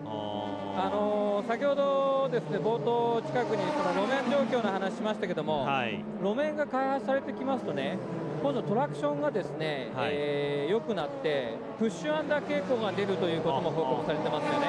そうですか。リアはですね摩耗は綺麗です。フロントですね。フロントはかなり荒れてます。そうですか。メラさん、確かにミッドシップの NSX はフロントタイヤに厳しいと、しかもそういう状況でプッシュアンダーが各馬身出るようになるといよいよ厳しいというのは間違いないと思うんですが、どうでしょう、かなり状況悪かったですね。タイヤの部分でこの緊急ピットインルーティンではないピットインになってしまったと思うんですけどね。さあそしてイエローハット YM スープラ脇坂重和がアンドレ・ロッテラーのエプソン NSX に迫ってきました。一度順位を落としていたこのイエローハット YMS スープラですが、タイヤの状況が良くなったか、ここで自己ベストを更新しながらアンドレ・ロッテラーに迫ってまいります。10番手争い、これはもう完全に今後ろまで来ました。山内さん、この脇坂重和選手、それからお兄さんのジュイス選手あたりも、GT4 なんかは大好きだというふうに聞いてますが、そうですね、さっき脇坂重和選手に話を聞いたんですけど、この富士に乗り込んでくるその日まで、グランツーリスモ4で練習してたんです。そうですかやっぱりほとんどのドライバーが事前にね、中島さん、二郎さん、エプソン NSX もですね、今ピットインさせますね。そうですか、やはりフロントタイヤが厳しいということですか。いや、それはちょっと分かりませんけどもね、タイヤ用意して通常のですね、そしてイエローハットもそのまま一緒にピットに入りましたよ。いやいや、入らない。これはスリップを嫌って蛇行したと思ったんですかね。重和選手の方は出ていきました。エプソン NSX はピットロードに入っています。これはちょっと NSX で2台っていうのはそのタイヤメーカーは違いますからね。ひょっとするとこれ NSX が取ってる作戦かもしれないですね。しないですね。このイレギュラーなタイミングで入れて燃料満タンにして、なるほどなるほど、ピットのタイミングを思いっきりずらすと。3台ともブリヂストンの NSX はソフト系というか柔らかい方のタイヤを使ってますから、1回目のピット作業までを短くして残りをミディアムで、でもこのダンロップもだから柔らかいタイヤ、これはダンロップですもんね。柔らかいタイヤです。ダンロップもだからタイヤのソフト系ということですか。摩耗とかね、タイヤのっていうのはとりあえず関係なく、こういう作戦を取ってるのかもしれないですね。やはり今映像でもちらっと見えましたが、かなりささくれ立ってきている感じは感じられますかね。さあそして今エプソン NSX がピットアウト、その前で今フェラーリも入りましたが300クラス。そうですね、ゼッケン10番、タイヤのですね状況はやはりフロントがかなり辛そうな感じがします。そうでしょうね。リアの摩耗はですねそれほどじゃないんですが、左のですねリアはインナーがちょっとチャンキング気味なですね症状が出始めるんじゃないかなというのも見受けられます。そうですか。そしてですね先ほどのですね ARTA と共通しているのは右のフロントがですね、そうですね。右のフロントがきつそうなんですか。左の前が一番ね、このコースレイアウトであればという気がするんですが、おそらく NSX 勢、このダンロップ BS ともにこの真ん中のスティントからは固めのタイヤ、ミディアム系のタイヤといいますかを選んでいるんではないかと思います。一方10番のマッハ号フェラーリダンロップもピットに入っていました。10番のマッハ号フェラーリはソフト系のタイヤだったということですから、これもやはり最初のスティントを短くしようという作戦なんでしょう。いや、立川君順調ですね。本当ですね。脇坂十一選手のエッソウルトラフロースープラに5秒252の差。ほとんどのドライバーが先ほど山内さんちょっとお話途中になりましたけれども、事前にこのグランツーリスモでシミュレーションをしてこの富士スピードウェイの最初のテストに臨んだというふうに聞いてますけれども、もう今そういう状況なんですよね。プロのドライバーたちが必ず練習にこの GT4 グランツーリスモを使うという時代になってるんですね。もうなんかね嬉しい限りですけどね。それだけ梅原さん全く本物と同じ動きをゲームがするということなんですかね。そうですね。商品が歌っている通りにやっぱりもうゲームじゃなくてシミュレーターに近いですね。でもなんか前聞いたことあるんですけども、あんまりこうリアルにしすぎちゃうと誰も乗れなくなっちゃうっていうようなこともなんか。そうですね。ただね、その辺がこううまい味付けになってるんじゃないんですか。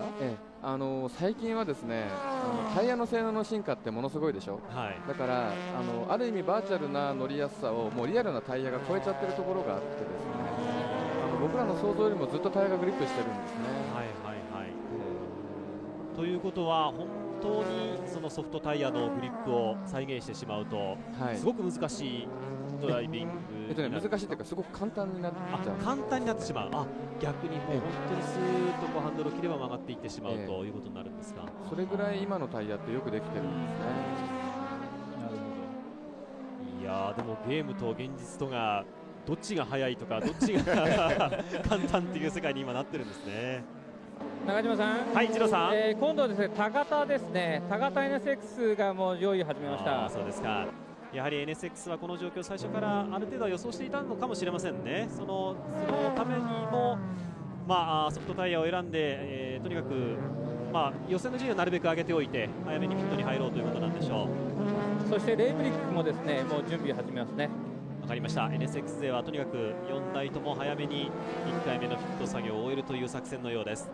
今この週はですよ、ゼントセルも立川ファステストラップですよ。1分35秒244までタイムを上げてきました立川雄二。まだタイム上がるんですね。35周を走り終わっているタイヤでまだタイムを上げてまいります。やっぱ路面が良くなってきてるってことですよね。ということですかね。燃料も軽くなってきて、おっとちょっと今危なかった。今荒瀬治のバンダイスープラが井出裕二のカルソニックインパル Z を追い上げている途中で300クラスのマシンとメインストレートでちょっと絡みそうになりました。7番手争いですね。1コーナー行くんじゃないですかこれ。さあ荒瀬治行くか。荒瀬治インに飛び込んでいこうとしている。どうだ、ブレーキング前に出られるか。ここは井出裕二が抑え切りました。次の週ですよね。ただストレートスピードがスープラ速いですからね。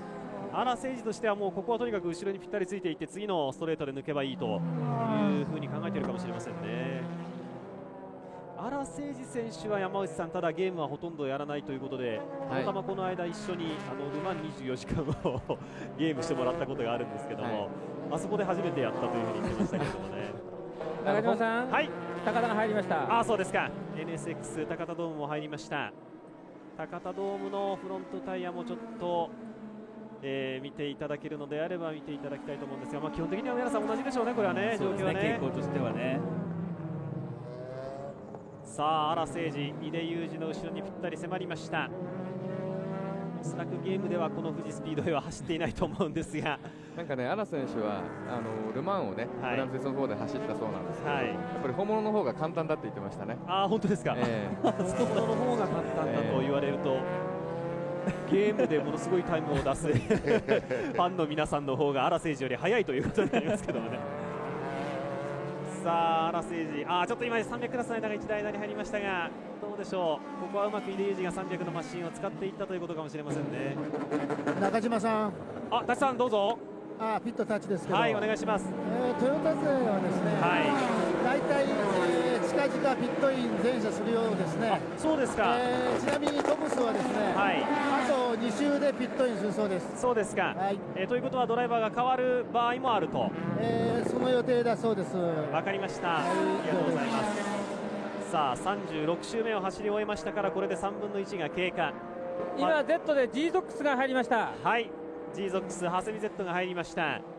G ゾックス長谷見 Z はどうしますか。エリック・コマスから金石俊弘に変わりませんね。ドライバー変わらないですね。変わらないですね。ツースティンとエリックがいきますね。そしてこちらスープラ一番乗り、エクリプスですね。今入りましてドライバー交代も行います。エクリプスアドバンスープラドライバーの交代もするようです。エクリプスがですねトラブルですね。エアジャッキ上がりません。そうですか。エアジャッキ上がりません。本当だ。これはどうしたんでしょう。接触をフロント接触してますね。なるほど。エアジャッキのノズルがですね壊れてます。なるほど。エアジャッキのノズルが壊れているという状況。ノズルの方を今直そうとしてますが、普通のジャッキ持ってないんですかね。これはちょうどですねフロントタイヤから作業しようとやっと上がりました。やっと上がりました。すぐ上がったから良かったですけれどもね。ただ潰れてたんですね。タイムロスですね。あともう1回ピットに入らなければいけませんから、まだまだ頑張れますよ。G ゾックス長谷見 Z もピットアウト。そして1番ザナビーニスモ Z 入りました。これからピットの勝負ですよ。6番手を走っていた本山聡ザナビーニスモ Z がここで入った。さあここはどうしますかね。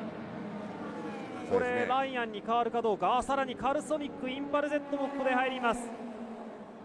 ドライバー用意してますね。そうですか。さあカルソニックもここで一緒に入りました。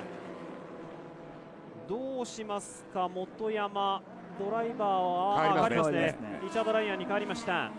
ここはもう満タイ入れますから、ドライバー変える時間十分ありますからね。Z は意外にきちきちと3分の1ぐらいでみんなピットに入ってきますね。そしてエクリプスが出ましたね。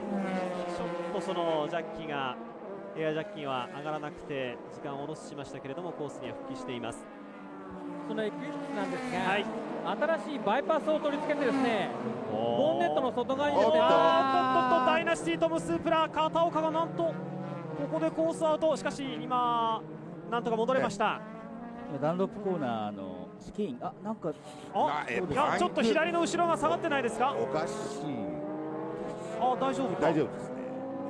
ちょっとでも挙動が今おかしいように見えましたよね。ただ今表出ましたからタイヤにいろんなカスがついてグリップしなかった可能性ありますよ。5番手を走っていた片岡、やはり何か白煙が上がります。左のリアおかしいですね。ですよね。左フロントパンクしてませんか。左のフロントですかね。左が車高下がってますよね。そのままピットロード。いや5番手だったんですけどもね。でもこれ最終コーナー近くで良かったですよ。そうですよね。そのままピット入りましたからね。左のフロントだ。フロントですね。左のフロントがもうスローパンクチャー。何か拾いましたかね。そうですね。どうした。いやもったいないな。いいとこ走ってるんですけどね。いや完全に左のフロント。タチさんもし分かればお伝えいただきたいんですが。こちらタチですけど、左のフロントがどうもパンクしてますよね。パンクしてるみたいですね。ドライバーが今片岡君から山本左近選手に変わってるようです。いやもったいないですね、タチさんこれ。いやちょっと自分のチームのことなんでねあんまり見たくない光景ですねでもこれタチさん最終コーナーの手前で良かったですね。これ大好き。もっと早いところでこの状況だとだいぶタイムロスだと思うけども、そういう意味では少し隙はまだあるのかもわかりませんね。そしてトップを行きますゼントセルモスープラピットイン。もう高木虎之介用意しています。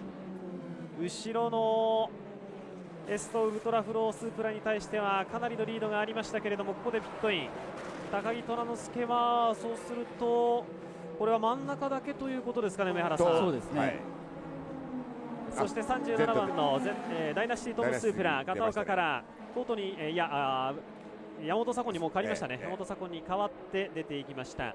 ニスモはモチュールが今入りました。モチュールピットワーク Z も今入りました。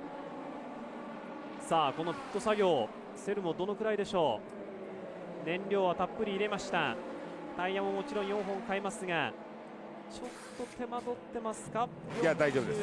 5秒出られない今やっとエンジンかからない出られない。ギアが今ようやく入った。51秒。これはちょっとかかりましたね。エンジンはかかったんですがギアがエンゲージしなかったんですね。エンジンはかかっていたんですがこれはそこのやはりかかった分ですよね。そしてモチュールピットワーク Z がもうすぐ後ろからピットアウトしてきます。これは一体何秒でピット作業したんでしょうね。かなり早かったですね。早いですね。早いというよりちょっとZ が遅すぎましたからね。中島さん、トップグループではですね、エッソとですね、デンソが同時ぐらいに入るんじゃないですか。入りましたよ。入りましたね。デンソももう用意してますね。エッソが入りました。さあエッソのピット作業どうでしょう。ここは変わりますね。変わりますね。これ脇坂実選手と井田明選手は今デンソが入りました。デンソ入りました。ヘルメットのカラーリングを非常に揃えてきたんですね、今年ね。さあデンソーサードスープラも入りました。トップ3が、ほとんど1周ぐらいしか差がない状況で入ってきました。ただトップを行っていましたゼントセルモスープラが思いのほかピット作業といいますかピットアウトする際にギアが入らなくてタイムをロスしています。ひょっとするとここでトップが入れ替わる可能性がありますね。さあエストウルトラフロースープラ飯田明に変わりました。どうだピット作業。これもなかなか出られない。倒した。出られない。エンジンかかってます。エンジンかかっているがギアが入らない。ギアが入らない。エンゲージしない。同じ症状。出られない。これは心配していた05スープラのトラブルがピット作業で出ました。デンソーサードも出られない。デンソーも全く同じ。これなんですよ怖いのは。今シーズンのこのマシンからトランスアクセルケースを近づけダイレクトにマウントしてきました05スープラですが、ここにトラブルが出ました。その横を36番ダイナスティが通り過ぎていきます。36号車が通り過ぎていくということは、これトップはどういうことになるんですかね。36は、多分1秒ぐらいになってますから、そうですね。バンダイも今出ました。はい、バンダイスープラも出ましたね。36は今ピット作業しましたが、先ほどコースアウトしましたからね。いや、これは大変なことが起きました。これそうですね、前と次のピットの時にまた出る可能性ありますから、怖いですよ。まだ出られないエストールトラフロースープラとデンソーサドスのエースが出ました。ようやく出ましたが2分2秒ですよ。2分2秒冷やしてますね。クラッチかミッションじゃないですね。前を冷やしてます。クラッチも後ろですか。クラッチも後ろですよね。ですよね。ですね。ということは何か違うトラブルなんですかね。電装の方は違うトラブルかもしれません。ただパーコレーションで出られないようなことでもなさそうですけどね。あそこ冷やしてるっていうことはパーコレーションのというか、エンジンエンゲージしなくてストールしたかもしれませんね。その時にパーコレーションが起きて冷やしてるかもしれませんね。やはりトラブルの本体はおそらくはミッションもしくはクラッチギアがエンゲージしないということなんでしょう。電装はまだ出られません。こちらはエンジンがかからないように。そうですね。エンジンも止まりましたかね。これは計算を恐れていた05スープラのやはり信頼性。そのね500キロ走ったそのデータがありませんから。いろいろなテストはやってるんですけど、連続500キロというのがまだないですから、その辺のちょっとね怖い部分が出てきたのかなという感じはありますね。さあこれ今まだピットに入っていないイエローハット IM スープラがトップに立ってるんですね。それもね自己ベストタイムなんですよ。すごいですね。どんどんタイムが上がってきて、このスティントの後半に来ては草加茂和がすごいペースでラップを重ねています。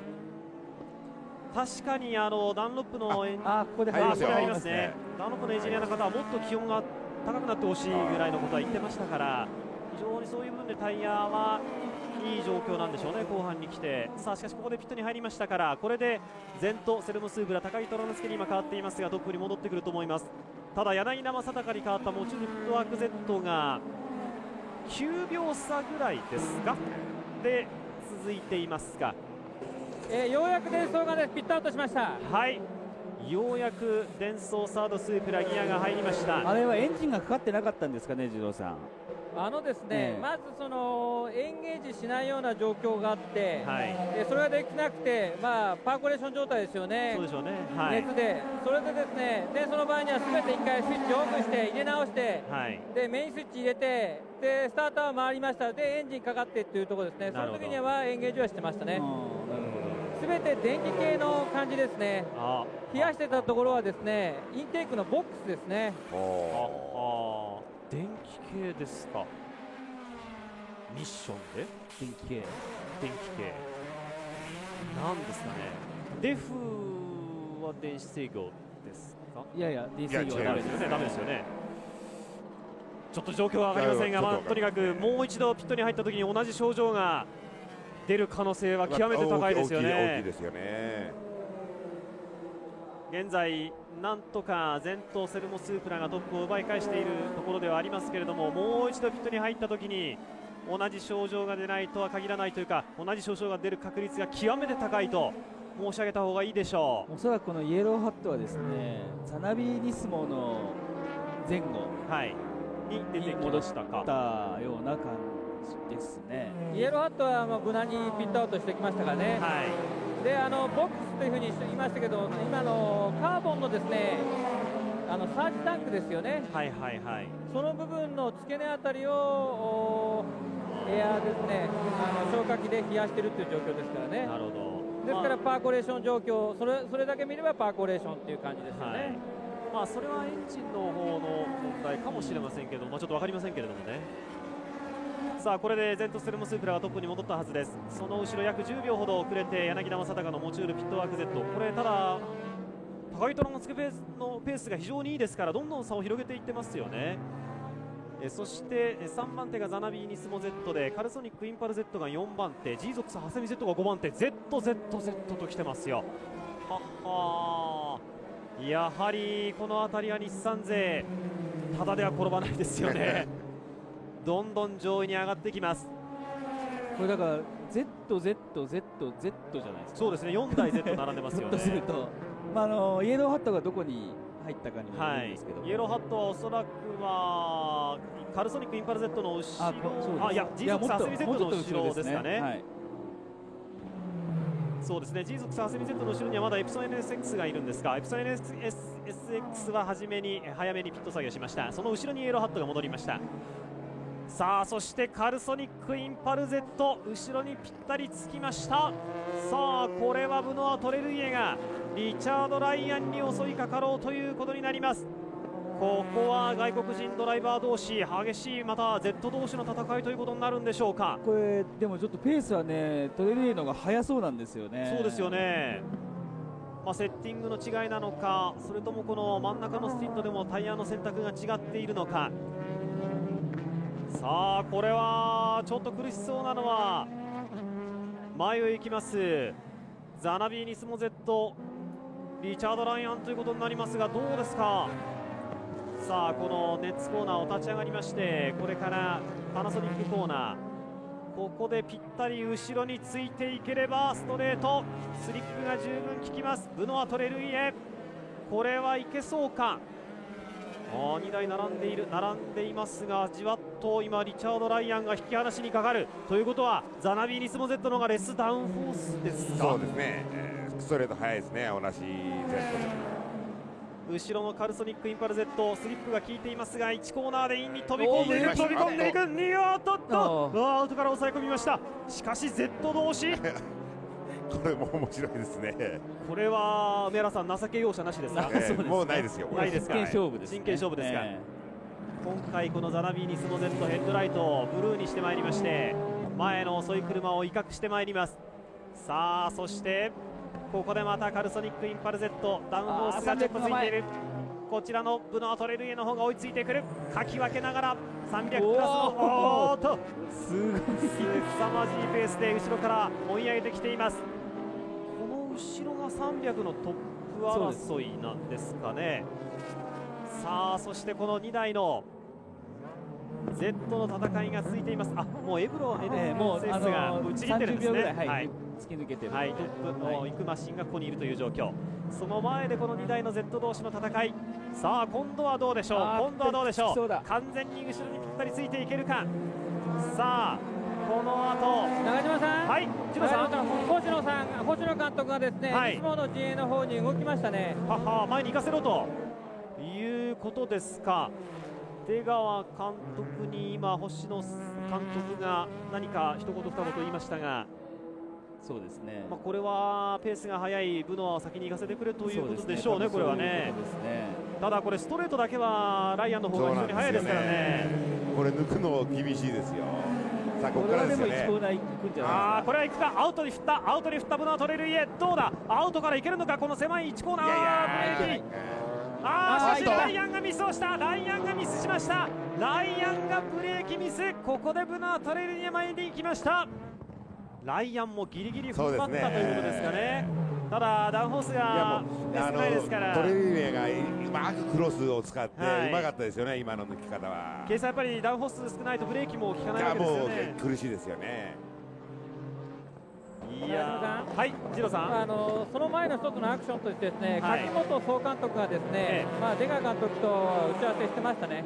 そうですか。場合によってはということもすでに話していて、で星野監督がピットに来てどかしてくれという状況でしょうね。これはもうしょうがないですね。ラップタイム的にもおそらくブノアの方が早い今状況だと思いますから。ただこの後ひょっとしてタイヤの選択が違ったりすると、またリチャードの方が追い上げてくるということはあるでしょう。山内さん、グランツーリスモでもセッティングがかなりできるということだと思いますけれども、ダウンフォースの多い少ないでずいぶんやっぱり違ってくるもんですか。そうですね、特に富士スピードウェイはストレートが長いんで、大きく変わってきますよね。ただあまりダウンフォースを減らすとコーナーで頑張らないといけないということですよね。でタイヤも傷んでくると、その辺でうまくいいセットを見つけるのは GT グランツーリスモの方でも非常に大変なんじゃないですかね。そうですね、そこが面白いところなんですけどね。おそらくはゲームを楽しんでいらっしゃる方は自分なりのセットというのをね見つけていらっしゃると思うんで、それが本物と同じだったりすると非常に嬉しいんでしょうけれども、本物の方は明かしてくれないですからね、教えてくれないですからね本物の方はあんまり体験できないですからねそしてここで300クラスのトップエブロエムテック NSX が入りました。24秒以上2位の ARTA ガライア、オートバックスガライアに対して差をつけていましたから、これはやはり2回ストップですね。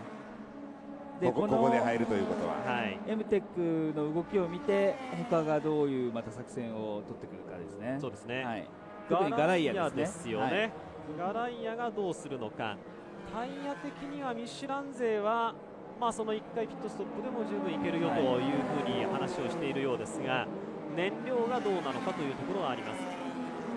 ただね、ガライア、エムテックとガライアの、ね、差がだいぶついちゃったので、もう一発逆転狙うんだったら、一か八かで1回ストップっていうのもありかもしれないですね。そうですね、燃料が持つんならね。そうですね、23秒、4秒違うということは、このまま同じように2回ピットに入ればもう抜けないということですからね。今、ピット作業も順調でしたからね。早かったですよね。早かったですよ。現在トップはエムテック NSX だったんですが、1回ピットに入りましたので、これで少し順位が落ちると思います。これでガライアが見かけ上といいますか、暫定的にトップに立ったということになります。今オートバックスカラーの NSX とガライアが2台並んでいるシーンが映りました。中島さん、はい、エムテックですけどもね、やはりフロントがかなりきつそうですね。で右のフロントはですね、500の時にもありましたけど、まず寄りですね、ゴムの寄り、それがですね、特に300の場合にはですね、右のフロントかなり寄ってイン側に寄って、それがですね、なんていうんですかね、通常のチャンキングみたいなような状況に見えるんですよね。ですからかなりこれはストレートなんかでも走りにくいというか状況、ここまでですとね、バイブレーションも出る状況だと思いますよ。そうですか。右のフロントタイヤに寄りがかなり見られるということはですね、どこかで右のフロントタイヤを酷使しているというのはもう間違いないんで、それがその最終のパナソニックコーナー、右フロントタイヤはネッツですね。右フロントタイヤはネッツコーナー、そうですね、ネッツコーナーということなんですかね。ちょっと分かりませんけれども、非常にフロントタイヤ、酷使しているという NSX、500クラス、300クラスともということになります。さあピットを終えたこのエブロエムテック NSX が3番手ぐらいには戻れましたか。1台これ BMAC どちらでしょう、スピンしていますが戻れます。これはマッハ5の方ですね。これはなんとか事なきを得てコースには戻っています。現在オートバックスガライアがトップを行くんですが、2番手にディレクシブアドバン320R、この BMAC 三山翔吾まだピットに入っていませんけれども2番手をキープ。佐々木浩太のレクリス MRS が現在3番手ですが、さらにアペクサラ MRS 中島和樹がスタートドライバーだったんですが、こちらも、その後ろにつけているという状況です。さあそして500クラス高井虎之介に代わってトップを走っていますが、柳田正隆の持ち腕フットワーク Z が2番手の Z に対しては10秒435、じわじわっとその間隔を広げていっています。コンマ5秒ぐらい序盤は、早かったと思うんですが、現段階ではコンマ 1,2 秒が差と、高木虎之介の方が柳田より早く走っているという状況ですが、いや高木君はこのペースで走っていけばいいんですよね。これ以上上げる必要ないですから。そうですね、いいペースですよ。計算これ高井虎之介、久々に日本に帰ってきて、GT は今年から参戦ということだと思うんですが、この遅い車をかき分けながらも非常にうまいですよね。もともと上手なドライバーですからね、ただやはり4年間アメリカで、ね、カートをどうやってたと、そのハードブレーキングも使わなければ、シフトダウンも使わないわけですよね、4年間、だそういう勘の戻りがやはり第一線には少し出てしまったのかなと。ただここをずっと高木君僕見てきたんですけども、だいぶ戻りましたよ。あ、そうですか。もうだいぶ戻りました。もう心配ないぐらいですね。あ、そうですか。非常にいいペースで走っていますし、今まであまり経験していないと思うんですが、確か鈴鹿1000キロあたりでこういう GT マシンに一度十勝でしたかね、に乗ったかもしれないんですが、あとはF1 に出る前にポルシェカップ、ポルシェカップ、ただね、前にも言ったんですけど、この今の GT カーっていうのは、ツーリングカーではないんですよね、全くフォーミュラの動きしますから、その辺ではトランスケ君もフォーミュラを運転している感覚で乗れてると思うんですよ。そのあたりでそれほど違和感なく乗れているということなのかもしれませんね。ただやっぱり第一声は先ほど言ったように、そのハードブレーキングとか、シフトダウン、それがちょっとやっぱり4年間やってなかったですからね、その辺がやはり、ガライアがスピン、熱コーナーですね。いやー、新田君珍しいねこれ。今そして Z が横を抜けていきました。そうですね、行かれてますね。中島さん、今まさにですね、土屋監督がピットに指示を出そうと思ってこっちにピットに振り返ったところにですね、情報が入ってきたみたいでもちょっとがっかりして、もう一度ですねモニターの方に振り返りましたね。今13コーナーの立ち上がりでもう完全にリアが流れてましたね。もうカウンター使ってましたからね。これはどうなんでしょう、タイヤがやはりちょっと厳しい状況ですかね。そしてですね、ピットでは2セット用意してありますね。2セット用意してあります。2セット用意してある。だから1回ストップにするのか、2回ストップにするのかで、2回ストップにするんであればソフトを突っ込んでっていう。多分ソフトミディアムとかそういうあれで用意してるんでしょうね。硬いのと柔らかいのを用意してるっていうことですね。ただまだトップは50周を終えたところ、半分以上あります。110周のレースですから、ここで入って満タンにして最後まで。まだちょっと早いですね。持つということなんですかね。300はね、500が110周で、100周ちょっとぐらいの周回数でゴールだと思うので、ということはあと2周ぐらいすればということですかね。半分までいけるということですか。ということはなんとかここで新田森生に踏ん張ってもらいたいというところかもしれませんね。さあこの300クラス、新田森は先頭はキープできたんですかね。先ほどスクリーンしていましたけれども、後ろとの差がずいぶんありましたからね。佐々木浩太が2番手、横を抜けていったドリームキューブの Z は青木にもうピットで変わってましたから、周回が違いましたですね。中島さん、今その間にまさにですね、土屋監督がですねピットの方に来ましてね、2セットのですね、タイヤのですね、温まり具合といいますか、そのまま干してある状態ですけども、それをチェックして、セットナンバーをチェックして、ですからミシュランは今回ですね、ソフトとミディアムソフトとミディアムということですから、いずれかがいずれかなんでしょうね。ドライブスルーペナルティーはこれドリームキューブアドバンセット、青木に対してですね。ピット出口のスピード違反っていう判定ですね。ということは青木が犯したスピード違反ということですか。いやこれはちょっとピットリミッター外すのが早かったということですかね。ここまでいい感じで来てましたからね。おそらく2回ピットだと思うんですが、かなり上位に進出していたこのドリームキューブアドバン Z、 とにかく予選で星野一樹がもう目の覚めるねスーパーラップでアタックしましたから、ここは先輩格に当たる青木が頑張ってもらいたかったところなんですが、スピード違反ですか。ドライブスルーペナルティーが出されました。この後ピットに戻らなければいけません。300クラスの方は ARTA ガライアがトップをキープ、その後ろ17秒ほど遅れてレクリス MRS 佐々木浩太、そしてエムテック NSX は3位まで上がってきましたか。34秒差ガライアにはありますが、もしガライアが1回ピットであれば前に行けますね。いけますね。もう1回入りますからね。さあこの辺りがどうなのか。先ほどスピンがありましたが、なんとか新田森生がこらえてほぼ真ん中まで引っ張れれば1回給油で済ませられます。おそらく佐々木浩太も同じ作戦でしょうね、これはね。同じミシュランタイヤ。そうですね、レクリスもそうですね。もちろんエブライムテック NSX は2回ピット。ドライブスルー入りました。ドライブスルー入りました。青木貴之が今ペナルティーを受けます。そして今300クラス4番手は中島和樹のアペクスラ MRS ですから、これもじゃあ同じですね。基本的には同じですね。引っ張ってますからね、アペクスラ MRS はちょっと柔らかめの方のタイヤを選んで佐々木浩、そうですね、アペクスラ中島和樹の方が柔らかめの方を選んでたはずですが、ということはそのタイヤを持たせている、それでもいけるということですかね。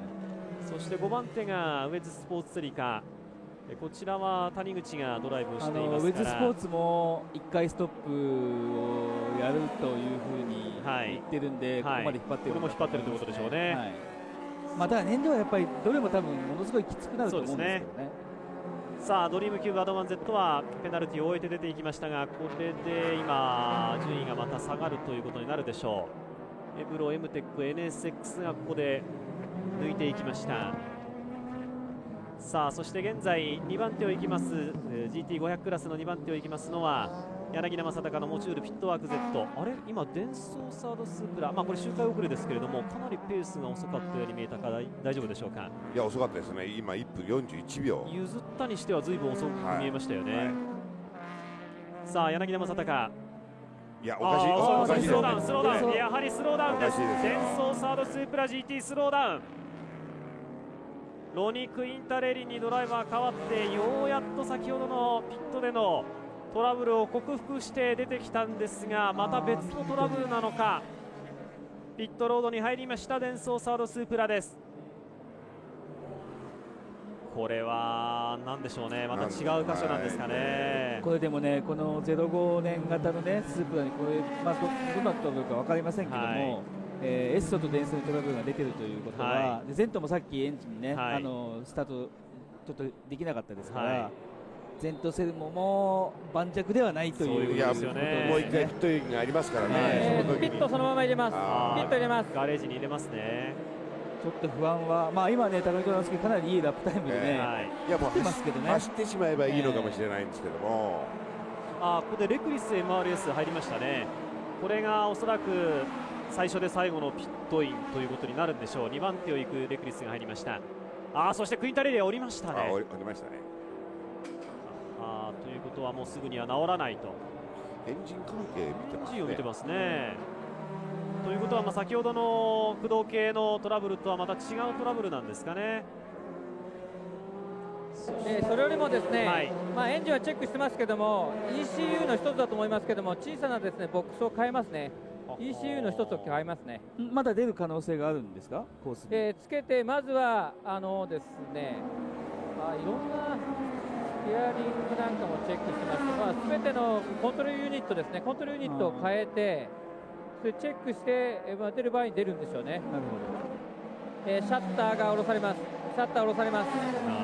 またちょっとステアリング、テストの段階で、ステアリングにトラブル出ましたよね。はい。それが今回また出たような感じフェラーリですね。何か白煙を上げながら今ゆっくりとメインストレートのピットロードエンドのあたりにマシンを止めようとしています。おっと危ない。ちょっと危ない。レクリス MRS、そのまま出ますね。ノーマドフェラーリ 550GTS はここで白煙を上げながらマシンを止めました。ちょっと分かりませんがエンジン関係ですかね。今白煙上がってますからね。タイヤの白煙、タイヤが当たってるってことないですね。車高は大丈夫そうですね。ガライアそろそろ動きが出てきました。そうですか。今レクリスが入りましたからガライアも続けてということで、ちょうどもう上原さん半分。そうですね。いやもうこれ完璧にガライアはワンストップですね。そうですね。ということはガライア、それからレクリス MRS、アペクセラ MRS、ウェズスポーツセリカはワンピット作戦。そうですね。その後ろの GPH フェラーリダンロップ、こちらは2ピットですね。燃費があまり良くないですからね。今土屋監督は事細かに高木選手にですね指示を与えて肩を一つ叩きましたね。わかりました。さあ高木真一に、肩を叩いてローをねぎらったという土屋圭一監督。これから頑張ってこいと。これから頑張ったと、そうか、今新田森生選手ですね。葉っぱをかけたということですね。分かってるだろうなっていうことですね、これはね。それはなんかプレッシャーをかけたとも言えるんじゃないですかね。高木真一に対してポーンと肩を叩いたという今、二郎さんの話がありましたが、今入りました。さあオートバックスガライア、最初で最後、おそらくはこの1回ピット作戦だったんでしょう。いろいろね、その最初に行った時は他のチームには言わないでねと念を押されて1回やりますよと言って、その後いや実は2回なんですよと言いながら情報をか乱していた感があるんですが、やはり1回ピット作戦でした。相手があることなんでね、相手を見て決めるっていうことだったんだと思うんですけどもね、相手がだから今で言えば早すぎるんで、もうこの作戦しかないっていうことですよね。さあ新田森生がいい仕事をして今マシンを降りました。そして土屋監督に葉っぱをかけられた高木真一。高木真一選手、本当にいいドライバーですから。そうですよ、もう自信持ってますから、もう任せておいた方がいいですよね。もうあとは自分の仕事をすれば勝てるということだと思うんですけれどもね。勝ち方はもう分かってますから。さあそしてアペックスラ MRS も今入りました。やはりちょうどここで半分なんですね。中島和樹からベテランの田中稔に変わるということになります。さあガライア、今4輪も変えていきます。どちらを選んだか、当然これ硬い方を選んだということなんでしょうね。多分同じタイヤだと思いますよ。同じタイヤということなんでしょうね。さあたっぷり積んで54秒7で出ていきました。土屋監督も自分の腕時計で今ピット作業のタイムを確認しました。ウェズスポーツも入ってますね。ウェズスポーツも入りましたか。やはり1回ピット作戦のチーム、ちょうどこの中間地点、折り返し地点で多分燃料のギリギリのところなんですね。ということはこの1回ピット作戦の4台のマシン対エブロ MTEC、NSX ということになりますね。果たしてこのウェズスポーツセリカが出てきたときに、エブロ MTEC、NSX がどのくらいの位置か、そしてエブロ、そしてこれ500クラス同一周回だ。ここで今 G-ZOX ハセミ Z に並びかけているエプソン NSX500 クラスのこれが5番手争いですね。5番手争い。さあエリック・コマス2スティント目、そして後方からアンドレ・ロッテラ、こちらも2スティント目。さあどうなんだ、エリック・コマス対アンドレ・ロッテラ。ちょっとアウトに膨らんでいくエリック、インに飛び込んでいこうというところ、しかしここでは無理。そしてラインをクロスさせようとするアンドレ・ロッテラ、ここもエリック・コマスを抑えていきます。さあ激しい攻防になった。インを狙う、しかしダメ、アウトに振る、アウトからではちょっとここは無理。さあダンロップコーナー立ち上がっていく、ここから先は無理でしょうね。ちょっとただね、面白いのがね、この後方にね服部君がいるんですよ。服部君が35秒台で追ってきてるんですよ。本当だ。さあここでこのエリック・コマスのペースがあまり良くないということになりますと、イエローハット YM スープラが追いついてくる可能性もあります。さあそしてロッテラアウトに振る、アウトからではちょっと無理でしょう。最終このパナソニックコーナー、しかしちょっとテールが流れた。立ち上がり重視のラインをねロッテラ取るんですよ。さあぴったり後ろについたスリップに完全に入っている。横に並ぶ、しかしここから Z が伸びる、ここから Z が伸びる。どうだ、1コーナーに向かって2台が並ぶ、サイドバイサイド並んでいる。イン側がロッテラブレーキ、そしてコマスもブレーキ。ここはロッテラに軍配。ロッテラ前に出ます。いやもうこれはコマスあれ以上抑えられませんからね。しかしエリック・コマスもう一度このロッテラの右を狙って、ここではいかない。ここは無理ですよね。無理です。かつての A コーナーであればいけたかもしれませんが、新しいこのコカ・コーラコーナーは高速セクション、ここではちょっといけません。 100R からヘアピン見つめる中島レーシング陣営、中島監督、よくやったっていう感じですよね。さあそしてガライアを今抜いていきました。さあこの周回遅れのマシンの処理の仕方で、またこういうところはエリック・コマスうまいですからね。後ろにぴったりついてくる。そしてもう後ろに黄色いマシン、服部直樹が見えています。これは梅原さん、服部のペースはどうですか。いいですよ。そうですね、なかなかいいペースなんでね。1秒ぐらい速いですよね。もしこれエリックがまたアンドレ・ロッテラーに仕掛けていって2台でこうバトルのようなことになると、一気に服部が追いついてくる可能性ありますね。もうそのからもうここまで来ました。ここで来ている、服部直樹。これも追いつくのは時間の問題ですね。もう時間の問題です。あと2、3周の間にはもう3台になりますね。さあベテランの服部、ここで300クラスのマシンを次々とかわしながら一番いいところで抜いていきますね。前を行きます。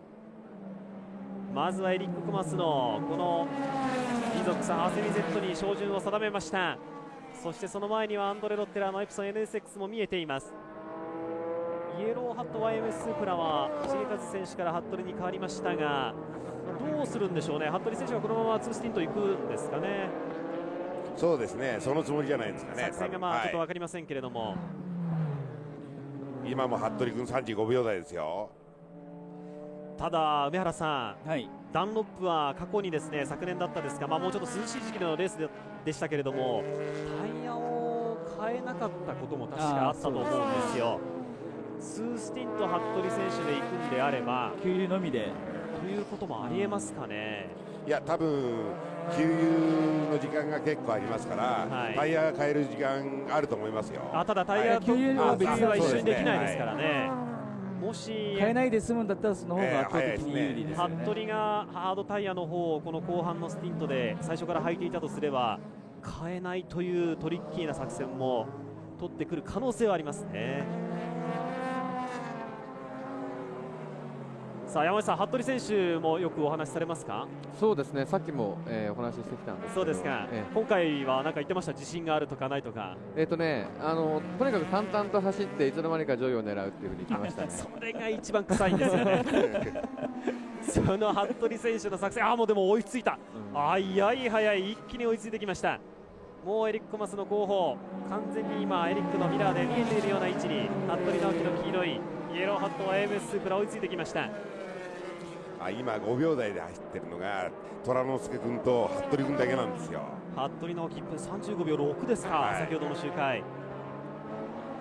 さあそしてこちらはダイナシティトムスープラ、こちらは37号車山本左近が横溝直樹に追いついた。前を行きます F3 ドライバー対決、バンダイスープラ、入った。昨年度の全日本 F3 で戦っておりましたこのライバル同士。ここで横溝も踏ん張るが、しかしここはコカ・コーラコーナーイン側山本左近有利。山本左近が前に行きます。昨年の F3 でともに1勝を挙げた、初優勝を決めている2人なんですが、今シーズン山本左近の方はフォーミュラー日本に、そして横溝の方は F3 に残留しました。で横溝はちょっとテストがねなかなか乗れてなくてちょっとかわいそうなところあるんですが、今回僕ずっと山本君見てるんですけども、すごくね安定して速い次元で安定してるんですよね。なるほど。やはりその速いフォーミュラーカーに乗るとどんどんこうドライバーのスキルって上がってくるんですかね。そうですね、速いスピードに目が慣れてきますから、さあここでダイナシティトムスープラ37号車の方が前に出ていって8番手に上がっています。一方こちらはイエローハット YMS スープラ服部直樹、完全にエリック・コマスを射程に捉えました。さあストレートが伸びるスープラ、一気に順位を上げていくんでしょうか。スリップにもう入りそうです。ここは捉えるでしょうね。さあこの距離であれば長い 1500m に及ばんとするこの富士のストレート、十分スリップが効いています。さあどうだ、1コーナーインに入った服部直樹、ここはあっさりと前に行きました。これはもうエリック・コマスをもってしてもどうすることもできません。そしてパッシングしながら300クラスのマシンを蹴散らしていきます服部直樹。ただこういうところで引っかかるとタイムロスなんですよね。引っかかった、これ抜いた。 100R で抜いていきました。さあしかし今度は前を行くエプソン NSX が標的ということになります。いや捕まえるでしょうね。タイヤをもし梅原さん交換しなければ、20秒ぐらいは得をしますかね。今トップとの差が45秒ぐらいなんで、微妙なところですけど順位を大幅に上げるのはできますよね。ただ山内さん、GT4 でもそうですけれども、タイヤが垂れてくるという状況になると本当に難しいですよね、ゲームでもドライビングというのは。でそのあたりはドライバーから何か垂れてきた感じっていうのはゲームでも本当によく再現されているような話というのは聞いてますか？どうなんでしょうね、そこまでね話聞けてないんですけどね。多分同じようにね、実際のマシンと同じようにかなりこう垂れてきた時には難しくなるんだと思うんですけれども。さあ服部、今度はエプソン NSX ロッテラーに照準を合わせています。もちろんロッテラーは2スティント目、ドライバーが垂れてくるということはないとは思うんですが、タイヤはどうでしょうね。この2スティント目もそろそろ後半に近づいています。トップを行きますのはこのゼントセルモスープラトラノスケ、もうずっと5秒台で走ってるんですよね。すごいですよこれ。35秒台を並べて、その300クラスに引っかかった時だけ36秒、37秒ありますが、何もなければこうやって35秒をずらっと並べてまいります。もう完璧になれましたよね。そうですね。まだそのフォーミュラ日本では上原さんちょっと苦しい走りに見えるんですが、これ GT ではいい仕事してますね。これがだから今度は逆にフォーミュラ日本のねレースの方にもまたこういい影響を与えて、フォーミュラ日本でもまたその前のね速い走りが戻ってきたりするとかなりまた面白くなってきますよね。さあ高木虎之介快調にトップを守っています。2番手の柳田正孝モチュールピットワーク Z は今ご覧のようにはるか後方に見えます。そのモチュールピットワーク Z の後ろにはブナートレルイがついています。モチュールピットワーク Z と先頭ゼントセルモンスープラの間は18秒差、18秒039。そしてここにカルソニックインパル Z、カルソニックインパル Z とは8秒差。しかしブノア・トレルイが柳田との間合いを少しずつ詰めてきてるんですね。そうですね。ブノアも35秒台に入れてきましたね。そして一旦抜かれたリチャード・ライアンもここで35秒台。そしてブノア・トレルイのカルソニックインパル Z とザナビーニスモ Z リチャード・ライアンが2秒を切ってるんですね、差が。一旦ちょっと間が空いたように見えたんですが、また少し追いついてきているという状況ですか。抜きましたね。服部直樹抜きました。あっという間にアンドレ・ロッテラーをかわしていきました。やはりペースが違いますね。アンドレ・ロッテラーは37秒台から8秒台ぐらいですが、服部直樹は何もなければ35秒台いきますからね。中島さん、はい、次郎さん、このままの状況で突発的なことがなければ服部選手にもう一発聞きたいですね。そうですか。タイヤを変えるかどうかはまだ次郎さん分かんないですよね。ここでもですね、1セット半用してあるんですが、どういうふうに使っていくかなるほど。半っていうのがどっちなのか。2本だけ変えるっていうのも選択肢としては左が2本短縮できますからね。そのあたりは服部直樹選手にひょっとするともう完全に任せていると。変えないか2本か全部かっていう選択肢があるってことですよね。2本っていうのもフロントなのか片側なのかリアだけなのかとかっていう、そういう選び方もできるってことですね。ベテランの服部選手にこのあたりはもう任せているかもしれませんね、選択というところでは。レースは64周目にトップグループ入っています。110周のレースですから、あと10周ほどで3分の2ということになりますね。第2スティント、その2回ピット作戦のチームではということになりますが、真ん中のスティントも後半に入っています。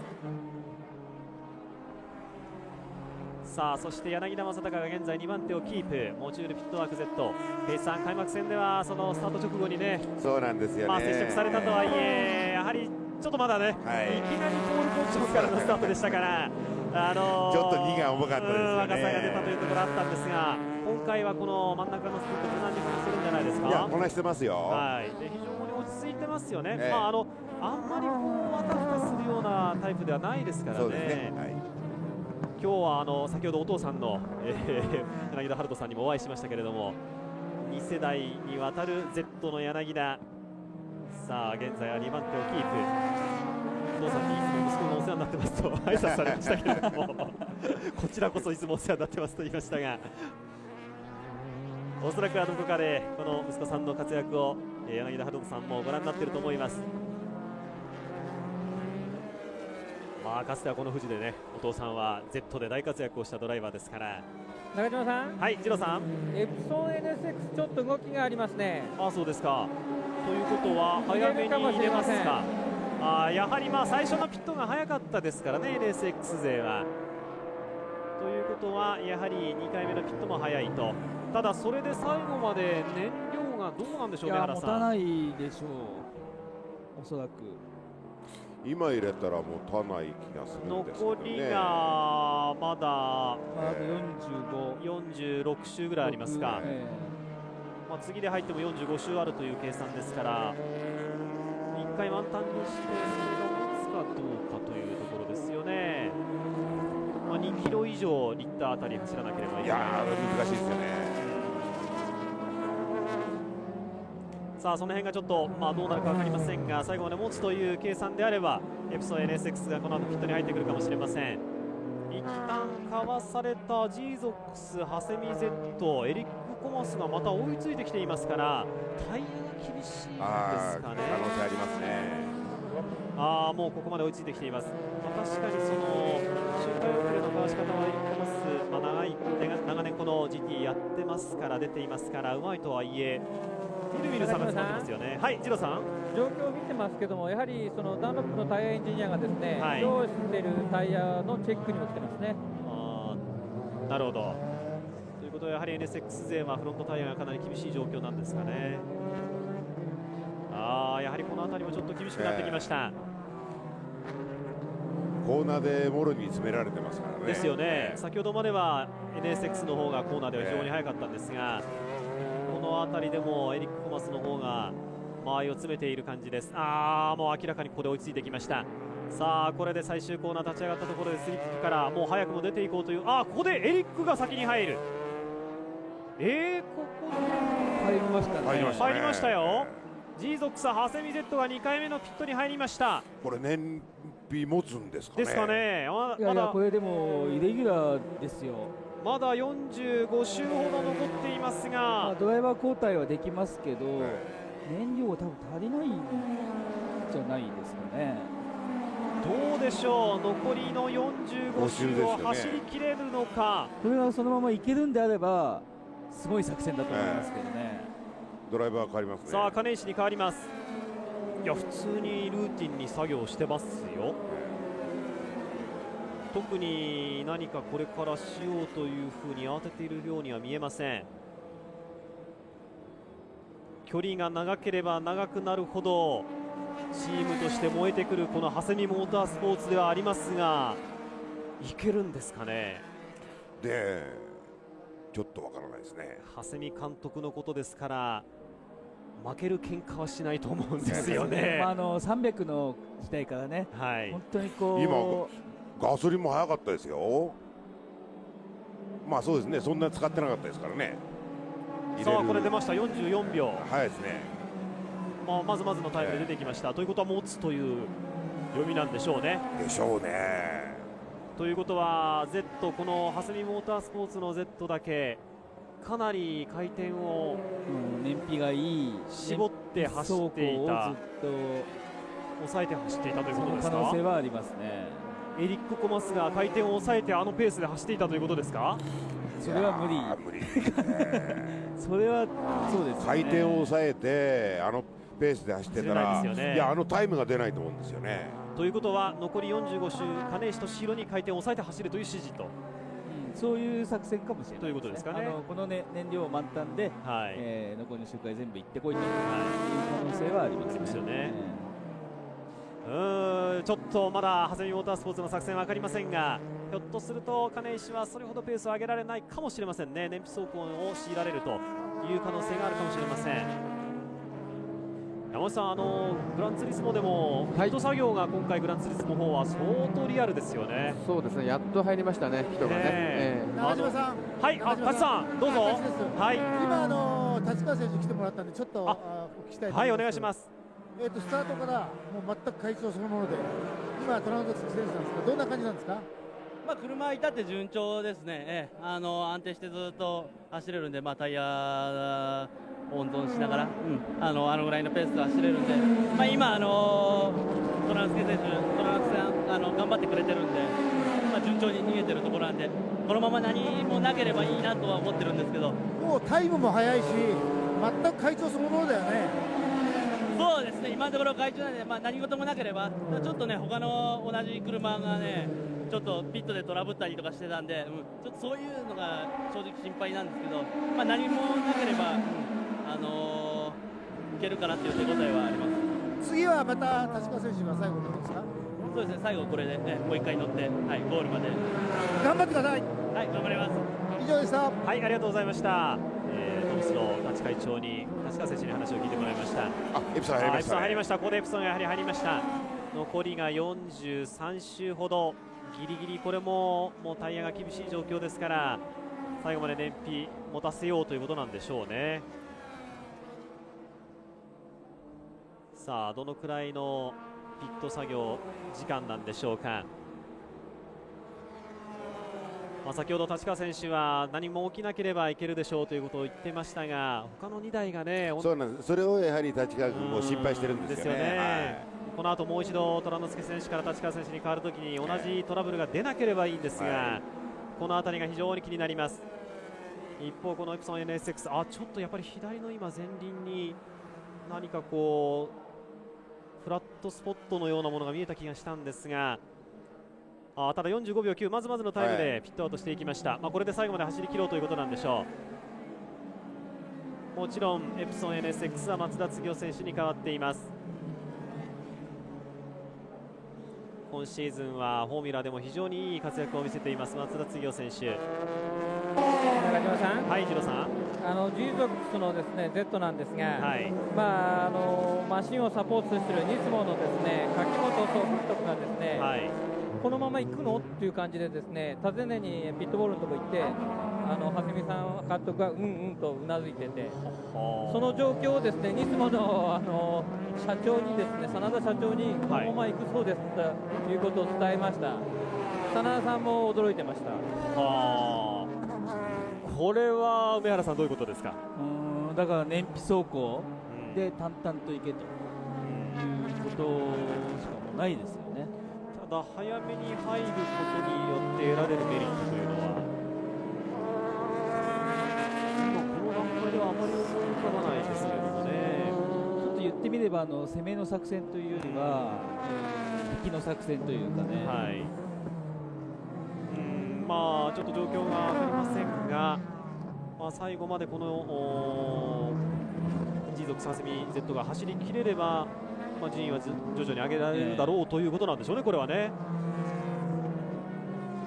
さあその G 族スハスミ Z なんですが、何もないときはエリック・コマス1分36秒台、35秒台に入ることもありましたから、ベストは36秒2ですからね。そこまで燃費走行していたようには思えないですよね。今の金との周回は37秒9ですから、やっぱり結構遅いタイムですよね。さあその金石俊弘がということは、この後半のスティント、最後のスティントを燃費走行していくということなんでしょうか。ちょっとこの辺が作戦が分かりませんが、ニスモ陣営も驚いたという蓮見モータースポーツのこのラップは36秒。いや燃費走行してるとは僕思えないですよね。そんなでもないですよね。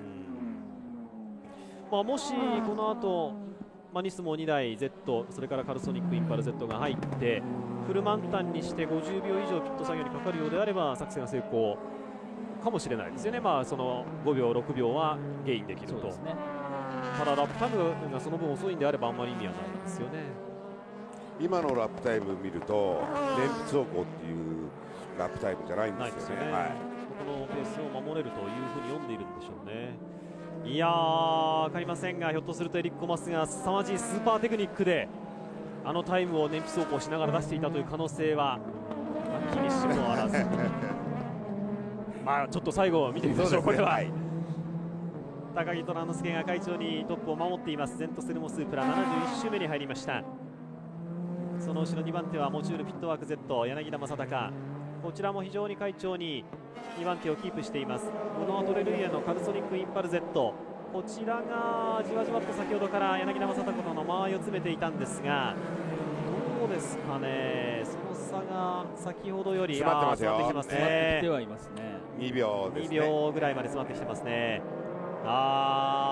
先ほど柳田がずいぶん300クラスのマシンに引っかかったんですね。ここで一気に2秒を切って1秒後までブノアが間合いを詰めてきました。いやザナビーも来てるんですよ。ザナビーもリチャード・ライアンもリチャード・ライアンがその後ろから来てますから、ブノアとしてはここでペースを緩めるわけにはいかない状況ですね。Z 同士の激しいこの順位争い、これもう柳田君を捕まえるのは時間の問題ですね。そうですか、ただもうピッことがおそらく二郎さん残りあと3週4週ぐらいだと思うんですが、準備しているところはまだないですか？まず高田がもうタイヤ出して数週のうちに入りますね。はい、NSX がやっぱり先ということですか。Z 勢もおそらく3分の1ずつ刻んできましたから、1回目は73週終わりか74週終わりで入ってくると思うんですが、まずカーナンバー1ですね、ザナビの方がそろそろ準備開始です。そうですか。リチャード・ライアン現在4番手、2番手、3番手、4番手が Z 勢です。さあ高田ドーム NSX が入りました。今回は非常に予選から苦しみましたこの高田ドーム NSX。 道上亮が今ピットに入りまして、ここで小暮隆に変わります。道上も梅原さん、今回は流れが悪いんですわという言い方をしてましたよ ね。ちょっと苦しいですね。今回金曜日からあんまりこう流れが良くなかったですね。トラブルが出てなかなか走れなかったということがありましたんでね。まあとにかく NSX はもう少しこう速さをつけてもらって、特にやっぱりこの富士のコースだと、やっぱりストレートスピード勝負になりますよね。余計こうきつい部分はありますよね。そしてテクニカルなコースで、一矢報いてもらいたいという感じがしますよね。次のセパン、あとスゴあたりは、もうちょっとこう特徴を生かしてね、そうですね、いいレースはできるんじゃないかなとは思うんですけどね。さあしかしブノワ・トレルイエやっぱり来ましたよ。柳田の後ろ、後ろまで来ました。ベースが速いブノワ、柳田正孝苦しい走りになりました。72周目、ここで前に行きますかブノワ・トレルイエ。無理をしなくてもいいとは思うんですが、無理はしないでしょうね。ストレートですんなりいけるんであれば行ってしまおうということでしょうね。もう安全なところで抜いた方がいいですよね。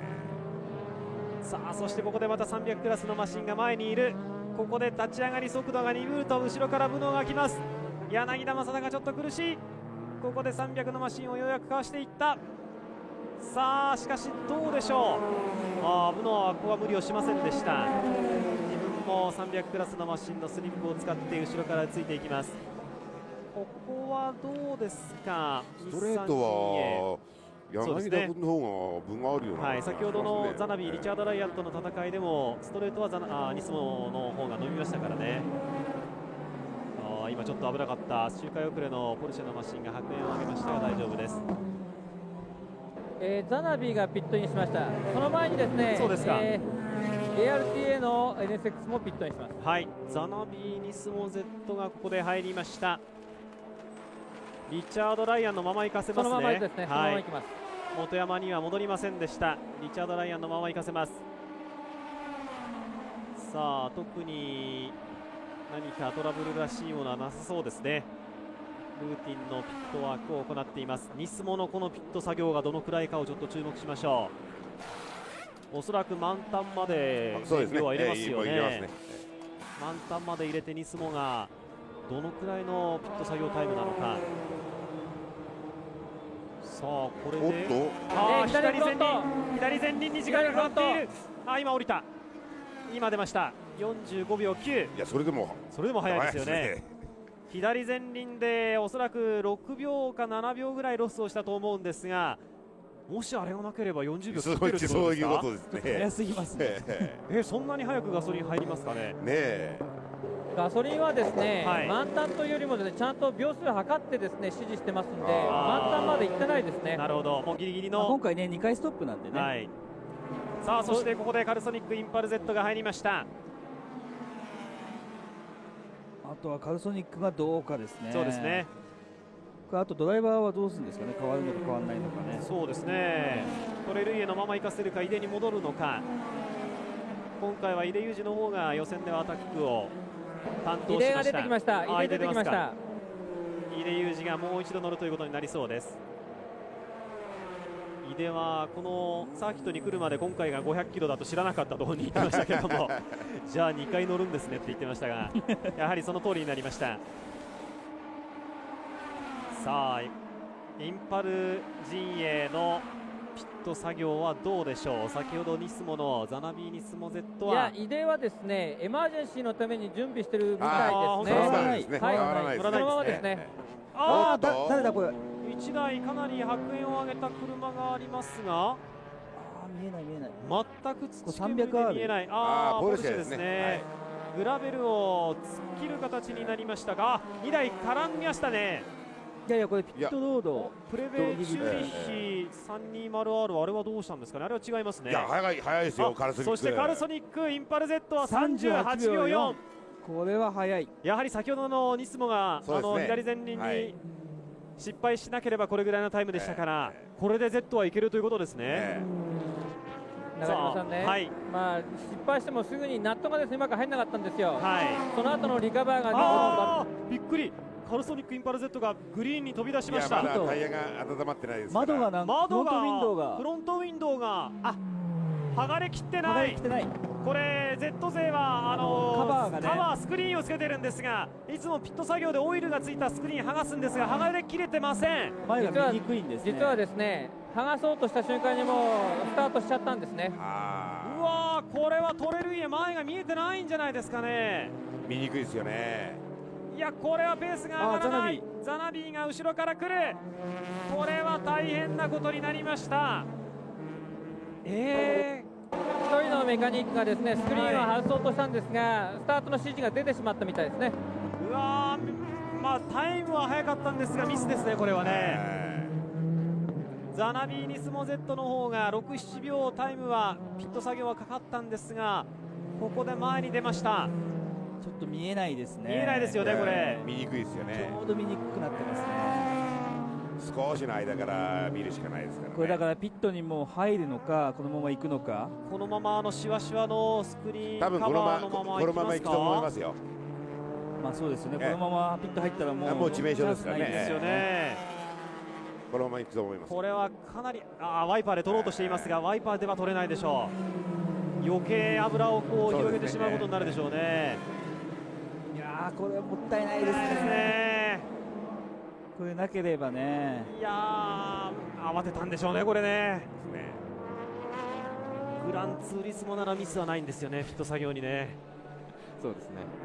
星野監督もちょっと参ったという表情ですね。いや、これは困りました。ブノア・トレルイエ、非常に苦しい走りになります。どのくらい見えてるのかが全く想像つかないですからね。おそらく土砂降りの中で走るのと同じぐらいの視界ですか。そこまではいかないと思うんですが、少しずつ見えてると思うんですよ。慣れれば大丈夫なものなのか。慣れれば大丈夫だと思いますよ。ただ疲れるでしょうね。疲れますよ。倍疲れるでしょうね、これはね。中島さん、映像でも見れるように上なんですよね。下半分はまだ剥がれてないですから、日差しの乱反射が一番嫌ですよね。そうですよね。それからかなりいいお天気、快晴ですから、日が傾いてきたときに、夕日になったときに見にくいでしょうね。見にくいでしょうね。さあ、そしてエッソウルトラフロースープラ、飯田明が現在5番手までポジションを上げてきています。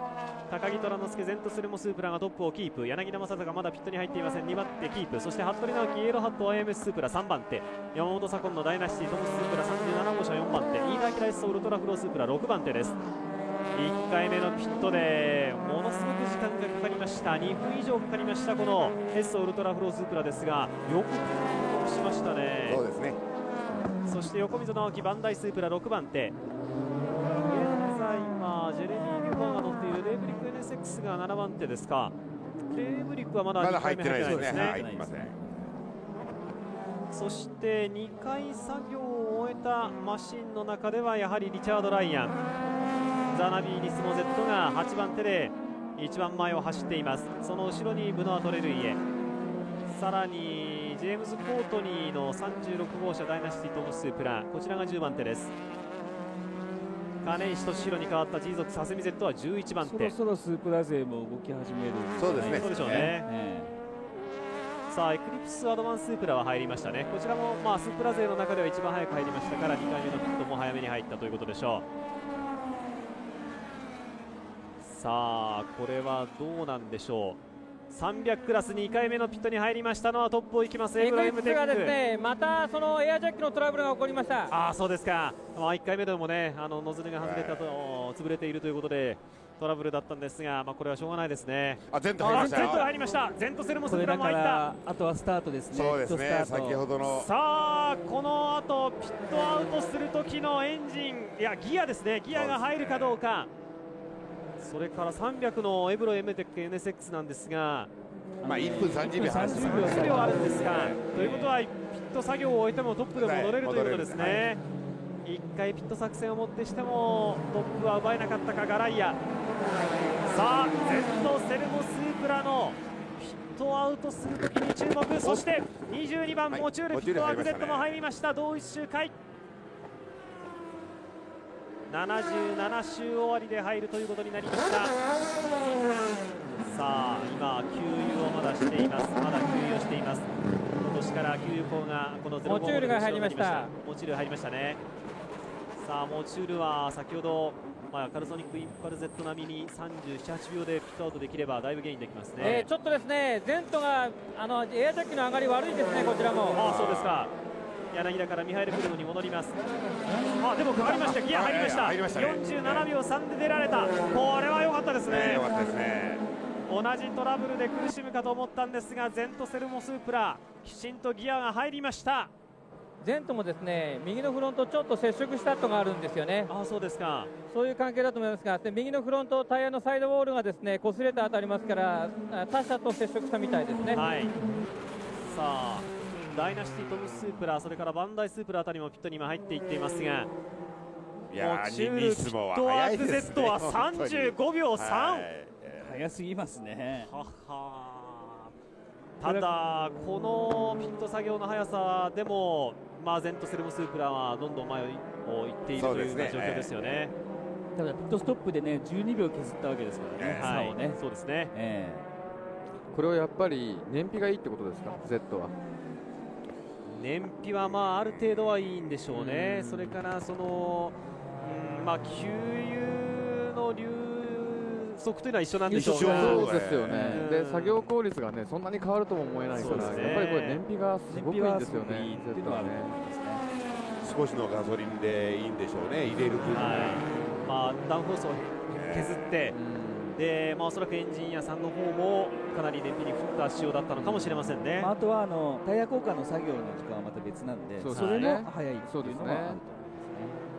ダイナシティトムスープラ37号車の方も今ピットアウトしました。それからバンダイスープラもピットアウト。これはおそらくドライバーありましたかね。そしてエッソウルトラフロースープラ、さあ今度はどうでしょう。先ほどはピットアウトに非常に手間取りました。ただゼントセルモスープラはすんなり行けましたから、場所が分かっていればすんなり行けるのかもしれませんね。何かその対策があるのかもしれません。さあここで飯田明から秋坂11に戻ります。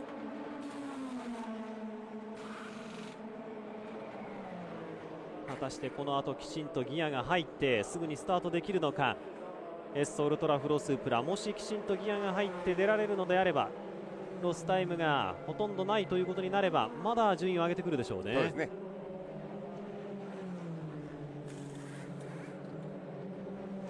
さあタイヤを変えていきます。先ほどのニスモのモチュールピットワーク Z は35秒ぐらい。これも早い。35秒に、そしてすんなり今度は出られました。これは順位上げるんじゃないですか。今エッソウルトラフロースープラがどの位置に出てくるのか。さあこれでピットロードからコースに戻ります。500クラスのマシン、まだ300クラスのマシンしか今見えてませんが、イエローハット YM スープラもここで入りました。さあここは今ハセミ Z の後ろということになりますね。ジーゾックスハセミ Z の後ろに入りました。そしてイエローハット YM スープラ、タイヤはやっぱ変えますね。タイヤは変えますかね。リアタイヤは変えないですね。用意してないですよ、リアタイヤ。どうですか、フロントだけで行こうということなんですかね。ドライバーはこれは服部選手のままですね。フロントは今変えました。ギアはリア変えたんですかね、ガソリン入れるの変えてないんですどうですかね。34秒3、どうでしょう、リア変えてないかもしれませんね。そのスープラ勢、まあでもエッソウルトラフローは4人変えて35秒で出てますから。中島さん、はい、橋さん、35番はですね、はい、タイヤ4本変えてました、ね、変えてますか、そうですか、ありがとうございます。ということは、まあでも4本変えて34秒早いですね。非常にピットワークは頑張りましたイエローハット YMS スープラ。これでZ が今見えました。ザナビーニスモ Z の前に出たがどうだ、ここはタイヤが固まっているザナビーニスモ Z が前に行きますか。さあこれでザナビーニスモ Z 前に行きました。さあ2回目の作業を上位陣終えてきまして、ゼントセルモスープラ、モチュールピットワーク Z、 ザナビーニスモ Z、 イエローハット IMS スープラ、カルソニックインパル Z という順になっていると思います。カルソニックインパル Z、 これもイエローハットの前に行きますね。タイヤが温まっています。ブノアトレルイエ前に行くでしょう。ブノアトレルイエも見えないんだと思うんですけども、はい、すごいタイムで。本当ですね。5秒台ですよね。慣れた。もう慣れですね。慣れれば済む問題ですから。そうですか。大丈夫です。はい。すごいですね、やっぱりね。ただこれイエローハット YMS スープラは中盤からまたダンロップタイヤ温まってくると、追い上げてくる可能性ありますね。さあ山内さん、まあいよいよ終盤に差し掛かってきてますけれども、誰を応援している今状況ですかね。僕はねやっぱ立川君に勝ってほしいな。そうですか。っていうのもね、前回の富士のレース、一昨年のね、ありますからね。あの時もポールポジションからスタートして最後でトラブっちゃったでしょ。あと1周だったんですよね。秋の方のレースですね。でNSX が逆転で勝ったという時でしたね。最終ラップでしたですかね。最終ラップですね。サスペンションがパンクじゃなかった。そうでしたね。だからね今回は勝ってほしいな。ということはその雪辱を果たせるかというところだと思うんですが、逆に言うと最終ラップまで全く油断はできないということでもありますよね。当然ですね。レースはチェッカー受けてみないと分かりませんからね。まだあと30周あるんですよね。まだあります。もうこれは立川君第一に行ってほしいですよね。そうですね。攻める必要は全くないですから。先頭の立川雄二、2番手のミハエル・クルム、モチュールピットワーク Z に対しては20秒667という差があります。20秒差は大きなマージンですよね。リチャード・ライアンがそのミハエル・クルムから3秒差以内にいるんですね。ただね、ラップタイムが3秒違うんですよ。あれこれクルムが38秒というのは300に引っかかったんだと思いますよ。ライアンとトレルイエがやっぱりとんでもないタイム出すんで、この Z の3台が団子になってくる可能性はありますよね。前が開けますとリチャード・ライアンとブノア・トレルイエが35秒台でバンバン飛ばしてきますからね。これ2番手争いってこの Z 同士で争う可能性十分ありますよね。ミハエル・クルム、リチャード・ライアン、ブノア・トレルイエ22、1、12と Z3 台が2番手から4番手までに並んでいます。そして一旦抜かれました服部直樹が現在5番手。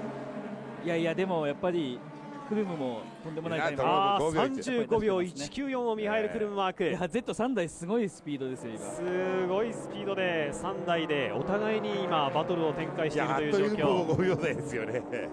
ここに多分服部も追い上げてくるでしょうね。カルソニックに追いついてますからね。この4台の争いになる可能性ありますよね。これやっぱり61周経ってラバーグリップが乗ってきてるってことなんですか。結構平均ラップタイムが上がってますよね。燃料もまだ重めの状態ですけど、路面温度も冷えてきましたから、その分タイムが上がってきてる可能性ありますから。スタートからすでに2時間以上が経過しました。周回数はトップグループ82周ですから、路面温度も下がり、ラバーも乗りという状況ですから、今一番いい状況かもしれませんね。条件がどんどん良くなってきてるんでしょうね。しかしイエローハット YMS スープラ服部直樹追いついてきました。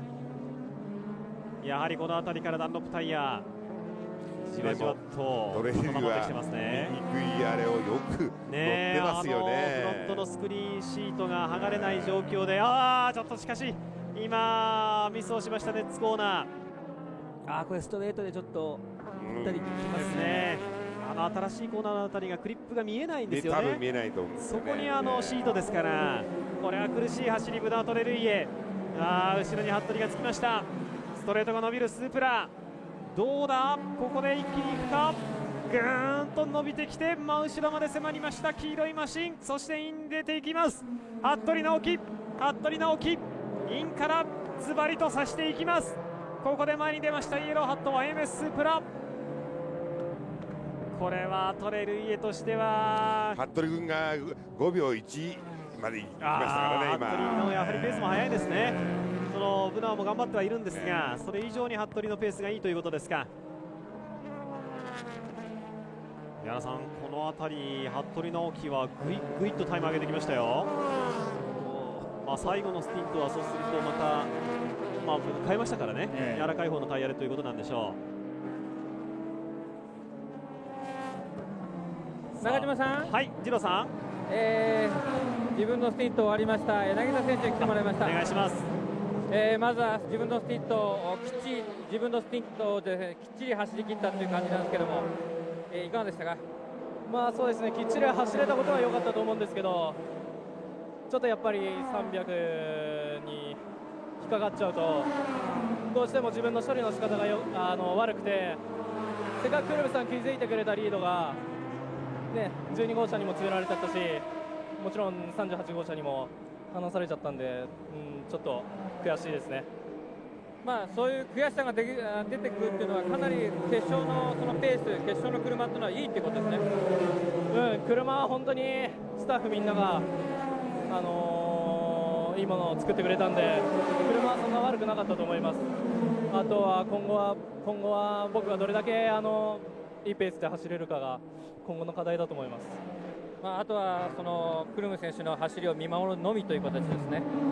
そうですね、前回から本当にいい仕事をしてくれてるんで、大丈夫だと思います。言うなれば柳田選手のデビューレースみたいな力をフルに見せたっていうレースではないんですか。自分としては今回が開幕戦としてっていうつもりで走ったんですけど、ちょっと今回もちょっと悔いが残るレースになっちゃいました。ということでお疲れ様でした。ありがとうございました。ありがとうございます。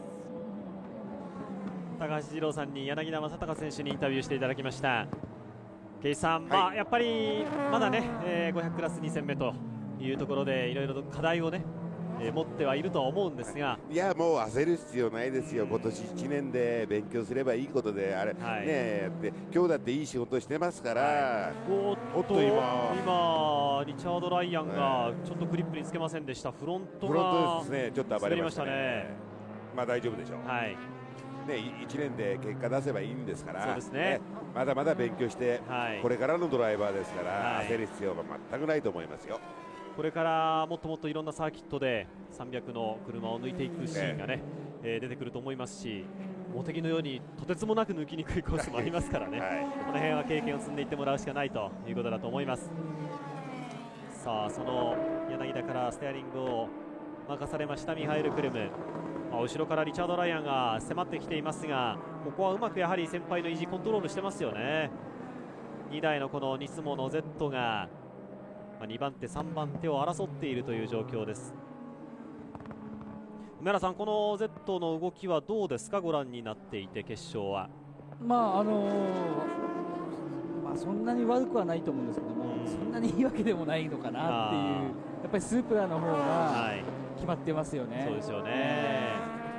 この辺りが、その苦しい状況ながら上位に上がってくるニスモの底力というところであるかもしれませんけれどもね。ただね、この2台今いるんですけども、やっぱり後ろから服部がね、かなりいいペースと、やっぱり車の動きも悪くないんで、これちょっと真後ろまで来るのは時間の問題かなと思いますけどね。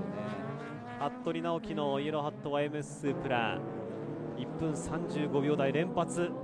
34秒台入っちゃいますね。34秒台に入りそうですよね。入る勢いですね。これ軽くなってきたら入るでしょうね。前を行くリチャード・ライアンの方は35秒後半から6秒台ぐらいですかね。34秒台、立川が入りました。立川1分34秒962のファーストテストラップを今出しました。85周目、やはり状況良くなってるんですね。と思いますよ。僕これ立川君決して攻めてると思えないんですよね。普通に走っててこのタイムが出るということはコース状態も良くなっただろうし、そのローンのちょうどタイヤとローンのマッチングも良くなった可能性ありますよね。うわー、服部も服部直樹もここで1分34秒66にファーストストラップですよ。ファーストストラップを奪いました服部です。立川と服部でファーストストラップの更新合戦という状況になってきました。それでね、前の Z の前に300のちょっと集団がいるんでね、ここでまた多分だから服部は追いついてきますね、一気に。もちろんラバーが乗ってライン上は非常に良くなってるんでしょうが、ケイさん、ちょっと外れるとものすごいこうラバーがいっぱいこうカスが散らばってますね、タイヤがここなんかね、もう特にそうですよね。で、ああやって他のクラスの車を抜くときにあれを拾うとまたね、いろいろとね、問題が出てきますから。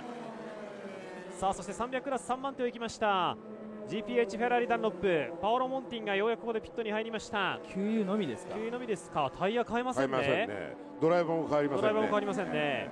やはり燃費でハンデを背負っているフェラーリ、これでタイヤ交換の、時間を稼いででも、なんとかこの3番手、表彰台をキープしたいという作戦でみたいですね。細川信也が今乗っていますエブロ M-TEC NSX はもうずっと前に行ってしまっています。そして高木真一が今乗っています ART エガライアが2番手で27秒遅れで走っています。さあ、そしてその細川のエブロ M-TEC NSX はこの位置、これ一周違うということですかね、先ほどのフェラーリとは。そうですね、ということですよね。さあ、イエローハット服部直樹、ついにカルソニックインパル Z をこれかわしましたか。これはいいのか、これはいいんですよね。その前ですよね。その前のザナビーニスモ Z、 こちらに今迫ってきているという状況ですね。カルソニックが、さっきパスされたんですけども、追いすがっているという、そういうことですよね。今300クラスにちょっと服部の方が引っかかりましたかね。いやぶつかりそうになってましたよね。よく38秒台ですもんね。そうですね、ごめんなさい。ちょっと集団に当たった時に服部が一番損したよね。一番損です。これでまたもう一度やり直し、また間合いを詰めていくということになりますね。ただそれほど大きな差にはなっていませんから、服部のペースいいですからね。10周としないうちにこれ追いついてくるでしょう。300の方は宮原さん、これはもう NSX ぶっちぎりですね。なんですけど、ちょっとねラップタイムがこの前の週からちょっと落ちてるんで。そうですか。はい。いろいろガライアの方が燃費きついはずなんですけども、結構いいタイムで走ってるんですよね。そうですか。ちょっとまだだから予断を許さない開幕戦もね、状況にもなり得るかなと。終盤にトラブルがありましたんでね。さあ、500クラスのチーゾックスハセビ Z、 ちょっとブレーキ金石が失敗しましたね。ここで松田継生にかわされました。エプソン NSX 松田継生が8番手に上がりました。今後ろをやっぱり金石は気にしましたかね。ここであっさり今行かれてしまいました。ブレーキミス、ダンロップコーナーの飛び込み、いやちょっと突っ込みすぎたんですよね。まさかあんなにスッと行くとは思いませんでして、無視をしたのでその隙をついて松田継生が前に行きました。ただこの後のストレートスピードはおそらく Z の方がいいとは思うんですが、どうでしょう、この後もう一度順位が変わりますかどうか。でもここは変わらないですね。この週は大丈夫です。やはり金石は燃費走行してるんですかね。ペースは決して良くないですよね。良くもないんですけど悪くもないんでね、ちょっと微妙なところですよね。中島さん、はい、その辺ですね、蓮見監督、そしてですね、エンジンの方の担当してます、今井さんとか、いろいろ聞いてみたんですけど、そのまま行かせるっていうのはやっぱりそのままですね。特に燃費走行を指示しているとかそういうわけではないんですね。もう全開でいけと。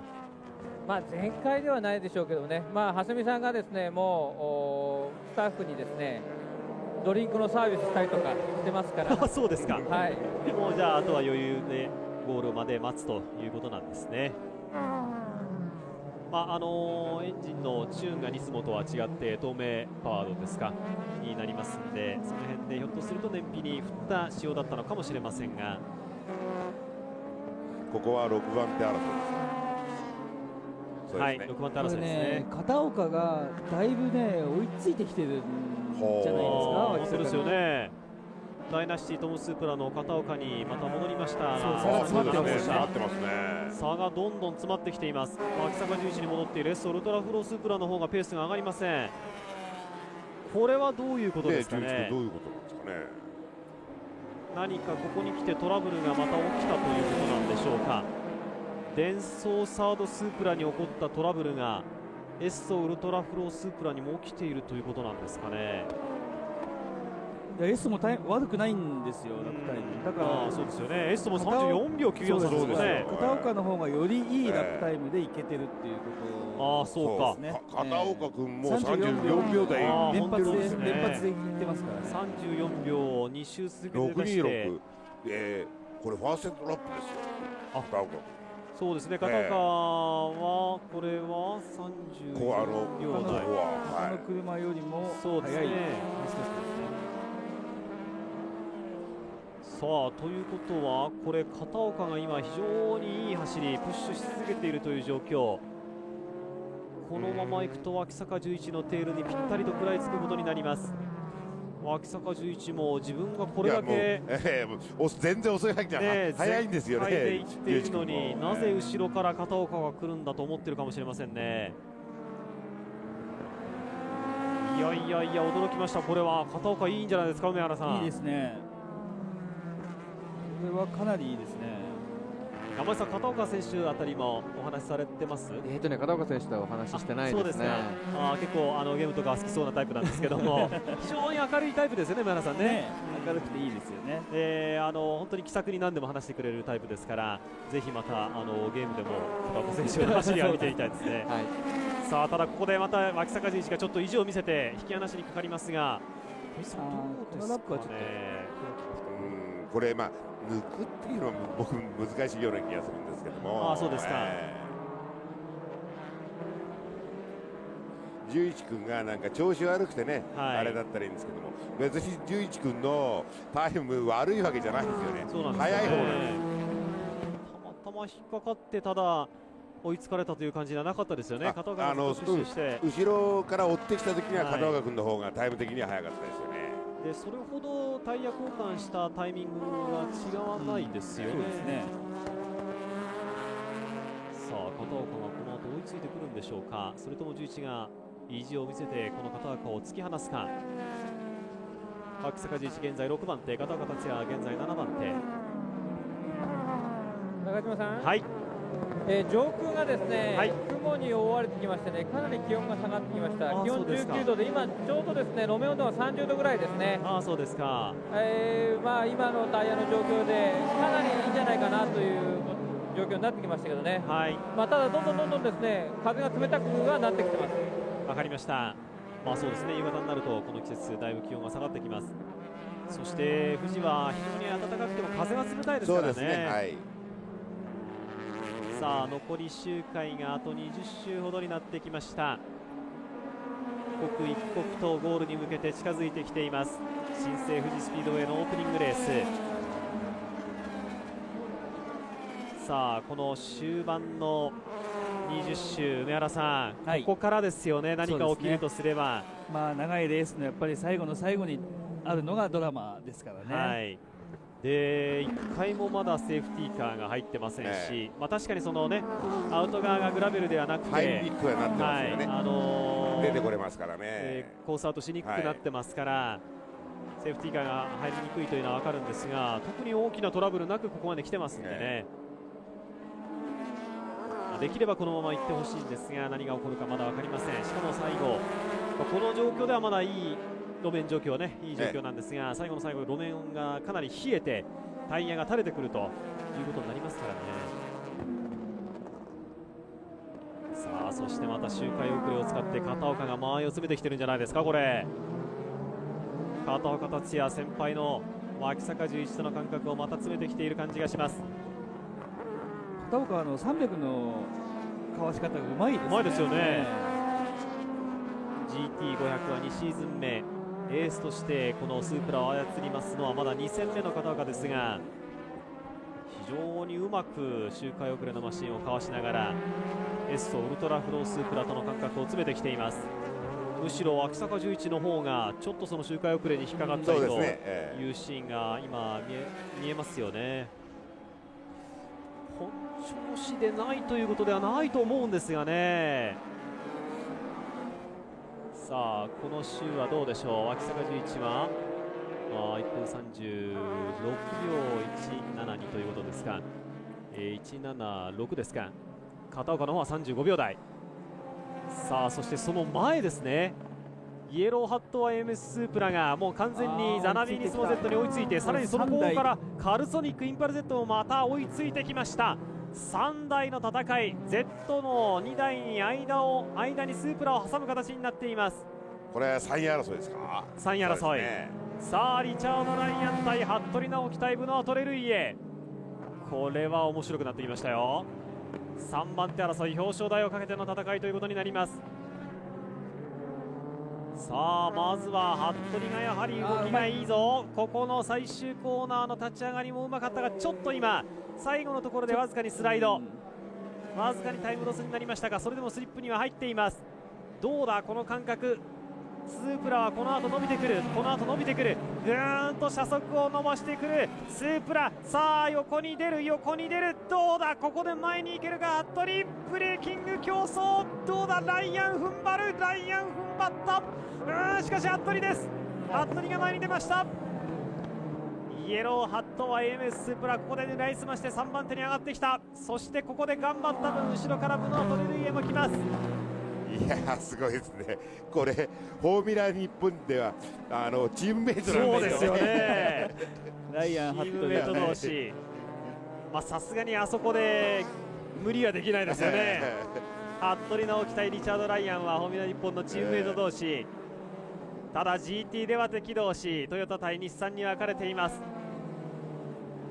やはりストレート勝負に持ち込まれると Z 厳しいですね。そうですね。今もう完全に服部君がスリップに入りましたからね、しかもストレートの後半区間でぐーんと車速を伸ばしてきますからね、スリップに入っていたとはいえ、さあそして今度はカルソニックインパル Z ブナートレルイエがリチャード・ライアンの後方に迫ります。リチャード・ライアンのペースも目原さんいいんじゃないですか。いやごめんなさい、ブナートレルイエのペースもいいんじゃないですか。いやもうこの3台ともみんないいんですけども一旦ねちょっと遅れた感があったんですが、ここでまた巻き返してきました。タイヤ選択がどうなのか、そして Z 同士ですがそのセッティングがどうなのか。300クラスのマシンをかわしながらストレートを行きます。3番手争いのこの3台のグループ、しかしやはりここで服部直樹が後ろの2台の Z を引き離しにかかります。やはりペースはスープラ、この服部直樹の方が良さそうです。中島さん、はい舘さん、飯田明選手に来てもらってるんで、ちょっとはいお願いします。なんか最初のピットインでえらく時間長くかかったんだけど、どうしちゃったのかな。ちょっとねエンジンがかかんなかったんですよ。ちょっとしたトラブルなんですけど、今なぜかうちの37号車とお宅の車が競い合ってんだけどなんか今調子がどっか悪いの。調子いいですよ。車も調子いいし、片岡早いですね。片岡早いですね。そういう話なのいや悪くないと思いますよ、うちも。この後もうトラブルなきゃとりあえずポイント圏内というところなんだけど、振り返ってどうなんですか。でもちょっと悔しいですね、本当ね。もうトップ争いできたと思う。同じだっての俺もいや本当長いレースだから何が起きるか分かんない。なんかこのインタビューちょっと虚しさを感じるんですけど、最後まで頑張ってください。はい、ありがとうございました。トムスの舘監督に前を行くエッソウルトラフロスープラの飯田明選手に話を聞いてもらいましたが、後ろから追い上げてるのはやっぱり片岡が頑張ってるってことなんでしょうね、これはね。いやもうその通りですよ。11君も5秒台で走ってますからね。ただこの2台は本当にねトラブルがなければトップ争いできたと思いますのでね、いやー、残念は残念ですけれども、ただここでいいレースしてほしいですね。そうですね、はい、さあそして今度はこの Z 同士の4番手争い。さあ前に周回遅れのマシンが見えています。同じ500クラスですからちょっと時間がかかりそうです。ここでまた星野監督動くんですかね。どうでしょうね。前にいるこのオートバックス NSX は12番手伊藤大輔。非常に NSX は苦しくなってますね。苦しいですね。 NSX 勢ではここがエプソンですね。エプソンがエプソンですね。はい、8位の松田がトップですね。ここで27番の今 B マックがスピンしていましたディレクシブアドバン 320R。ちょっと11番手ぐらいを走っていたんですが順位が少し下がったかもしれません。いやー、確か君順調ですよ。本当ですね。全く快調。1分36秒台の中盤のタイムでずっと走れる状況ですから後ろのモチュールピットワーク Z に対しては十分なリードを稼いでいます。今ようやく2番手3番手が通過。そしてその後ろでザナミニスモ Z とカルソニックインパル Z の4位争いということになります。さあしかしイエローハット YMS スープラも前に行ったんですがちょっと前の車に引っかかりましたかね。また差がちょっと縮まりましたが、これはしょうがないですね。こういう形で抜いていきますから NSX の周回遅れのマシンを貸していきます。そして2台の Z の間隔はコンマ3秒ほどということになっています。トップのゼントスルモスープラ立川と2番手モチュールフットワーク Z の間は30秒946、30秒以上ですもんね。31秒ですね。これはもう安全圏と申し上げてもいいでしょう。最後に何かタイヤを交換してもひょっとしたらと挽回できるかというぐらいですね。極端な話、これね2秒ずつ滑られても大丈夫ですからね。さあそしてブノア・トレルイエがかなりイライラしている状況です。リチャード・ライアンが絶対に前を譲りません。同じようなシーンを前に見た気がするんですがこの場合は梅原さん、星野監督はどうしますか。ちょっとアウトに膨らんだが大丈夫か。大丈夫ですね。でもね、これ2レース目なんでね、両方ともポイントは1点でも取りたい状況ですからね。相談で順位が入れ替わるってことはないんじゃないですかね。今ちょっと300クラスのマシンと接触しそうになりました。もう自力で抜いてこいと。抜くならコースの上で抜くしかないですね。ということですかね。寺島さん、はい、星野監督はですね、先ほどから腕組みしてですね、まんじゅうとして動きませんね。そうですか。モニターを睨みつけているというのが目に浮かびますが、ただここはもう堂々勝負で同じ Z 同士とはいえですね、勝敗消してもらうしかないですね、これはね。ただブノアにはシートが剥がれていないというハンデがありますので、ちょっとかわいそうなところはありますが、それを考えれば非常に頑張ってますよね。頑張ってますよ。多分これもう西日が結構厳しくなってると思うんですけども、さあブノア・トレルイエどうしますか。今ちょっと間合いを開いてリチャード・ライアンの後ろを走っています。先ほどはかなりテール2ノーズに近い状態まで持ち込みました。今は少しだけ間合いを上げています。勝負を仕掛けるとすればもちろんストレートということになるんでしょうが、やはり最終コーナーをうまく立ち上がってぴったり後ろについていきたいところですよね。さあ梅原さん、これリチャードの方はですね、おそらく抑えろという指示は無理はしない程度に抑えろという指示を受けていると思うんですが、ペースダウン。カルソニックインパル Z スロー走行になったぞ。遅いですよね。遅い今ピットロード。ここまでなんとトレルイエが非常にいい走りをしていたんですが、これはやっぱりシートを取ろうもうやっぱりどうしても見にくいような日の差し方になってきたのか、それとも他社が油をまいて、それがもう見えないという状況なのか。ちょっと車のトラブルっていう雰囲気ではないように見えたんですけどね。ピットロードを行きますカルソニックインパル Z。 これはどういうことなんでしょう。燃料給油ですね。給油ですか。給油のみです。給油のみ。まだ給油が終わらないうちから動き出してしまいました。しかもあのシートは取らないまま。取らないんですね。あれ、そのせいではなく燃料が足りない。燃料が足りない。34秒でした。確かにピットストップ時間完全に入りきっていなかったということですか。これは38秒。38秒、そうか、38秒ですかね。でも他のね、22号車とかも34秒、35秒台で。そうなんですよね。いや、燃料足りないんであれば、一番その可能性があるのはハセミの Z の方が、ただハセミスポーツ Z はかなり十分に燃料は入れたとは思うんですよね。他のニスモの2台、それからこのカルソニックインパル Z は給油時間も短かったですから、そういう意味では、燃料がきちんと入っていなかったということは考えられますが、もうこれはでも致命的ですね。順位をムナートレルゲを大きく落とすことになります。いやでもこのタイミングで入らなくてももうちょっと引っ張ってね、中島さん、なければ。ただですね、今ですね、ちゃんとまた入ってないような状況かもしれませんよ。外す前にリングを外す前に動き出しちゃいましたよね。ですね、その重圧式で重力式でやってますけども、これもきちんと入っているかどうかちょっと怪しいところですね。ということはその給油装置の方にトラブルが何かしらあるということですかね。その可能性もありますね。タイミングとしてはね、ピットウォールにいたエンジニアがストップウォッチで測ってますから、そこで出ろと言えばブノは出ていくわけなんですが、ただその後の連携がですね、メカニックとの連携、リフュールマンとの連携がちょっと悪かったですね。そういうことですよね。非常に焦っていたとはいえ、ちょっと危ない状況ではありました。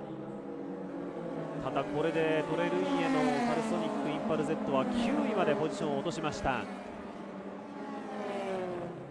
ポジションが下がりまして、ポイントがもちろんこれで少なくなるということですね。第一戦にしてね、一戦もついてなかったんですけど、ちょっともったいないですね。トップを行きますのはもちろんこのゼントセレモスープラ立川裕二、まだまだ35秒台を連発、4周続けて出してます。この決勝用のセットがすごい決まってたんでしょうね。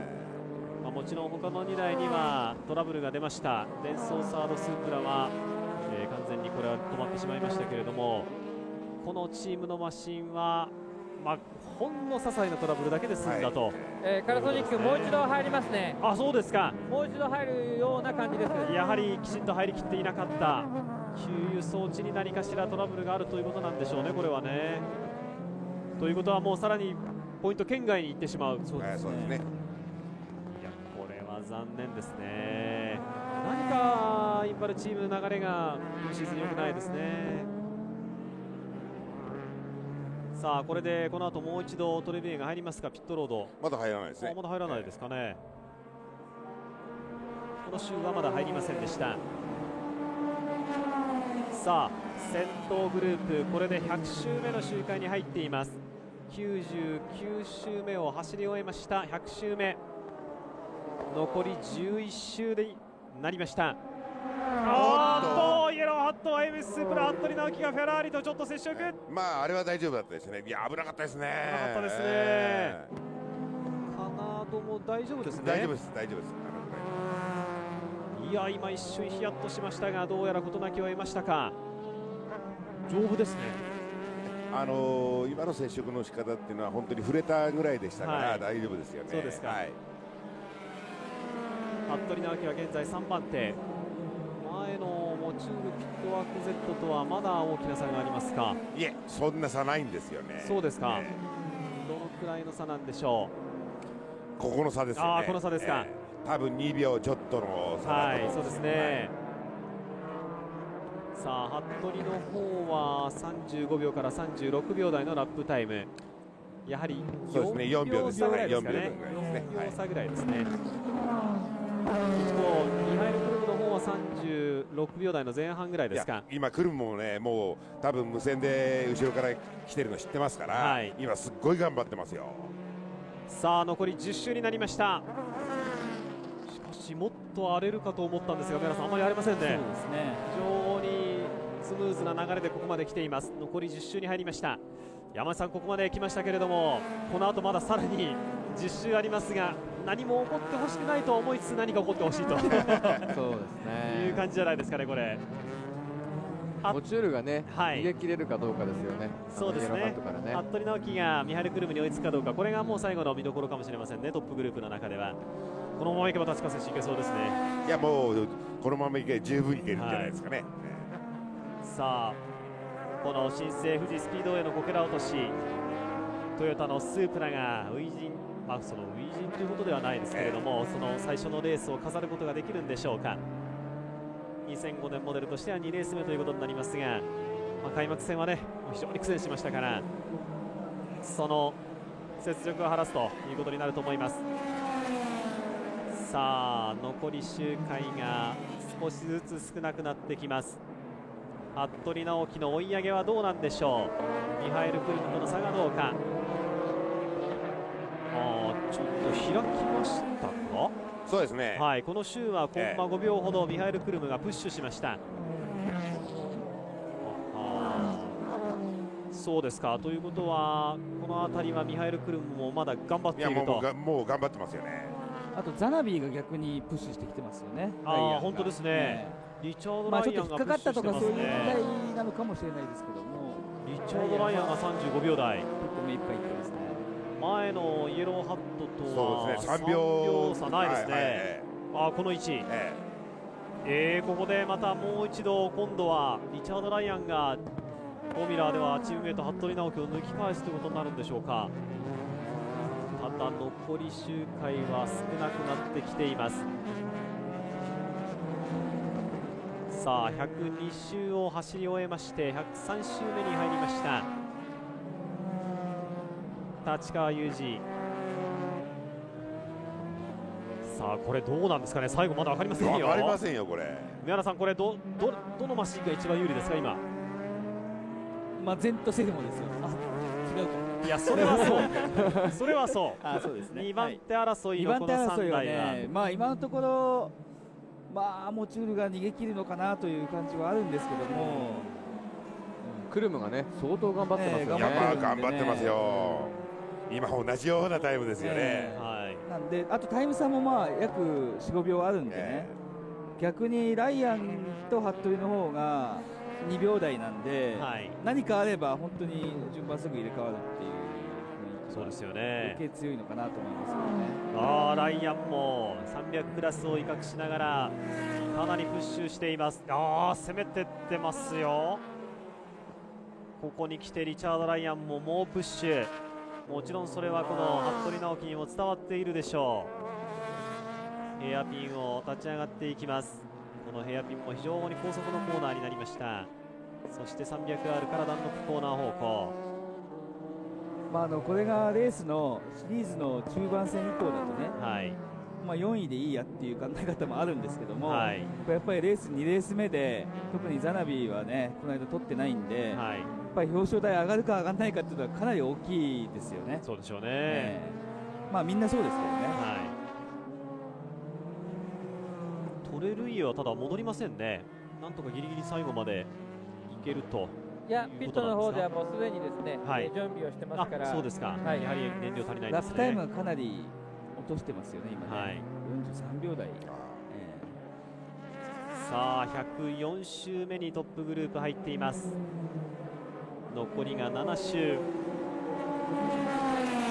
このままなのか、それともこの2台の Z と1台のスープラ、2位争いのこの3台の戦いが最後また入れ替わることがあるんでしょうか。1周また1周と残り周回が少なくなる中、非常に激しい攻防がまだ続いています。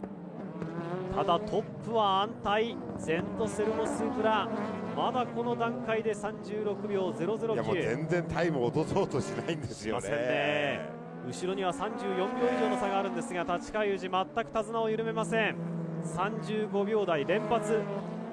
そんなに速く走らなくてももう大丈夫だと思うんですが、というよりももう立川君も楽々に走ってると思うんですよ。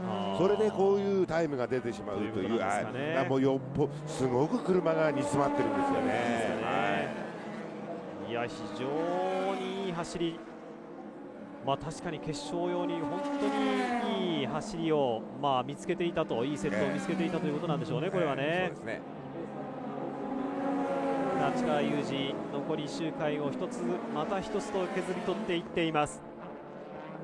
いけそうですね、これはね。いや、行ってほしいですね。はい。前回のね、去年一昨年のことがありますからね。はい。そうですね。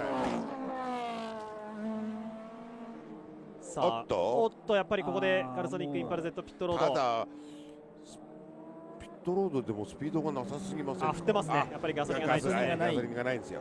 ピットロードの入り口まで来れば、最悪止まってもメカニックが押せるという状況でありますから、なんとかそこまではたどり着きたいという。もうガソリン。いや、ないんですよ、ガスが。ですが、いや戻れるかな、これピットまで。嬉しいですね。これセルで回してんじゃないですか。セルを使ってるかもしれないですね。下り坂ですからどうかな。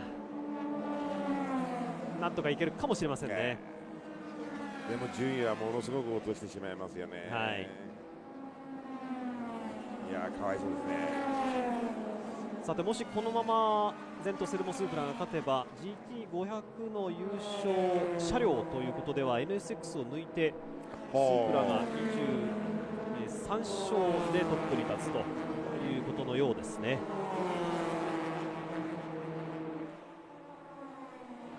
なんとかブノワ・トレルイエ自分のピットまでは戻れそうです。燃料をもう一度入れてコースには戻るとは思うんですが、もちろんポイント圏外に脱落してしまいます。これはチームとしても本当に苦しいというか、もうがっくりというレースになってしまいますよね。給油装置なんですかね、トラブルは。それとも何かマシンの方なのか分かりませんが、給油装置ですね。給油装置ですか。井出裕二も困ったなという表情で今その作業を見つめていました。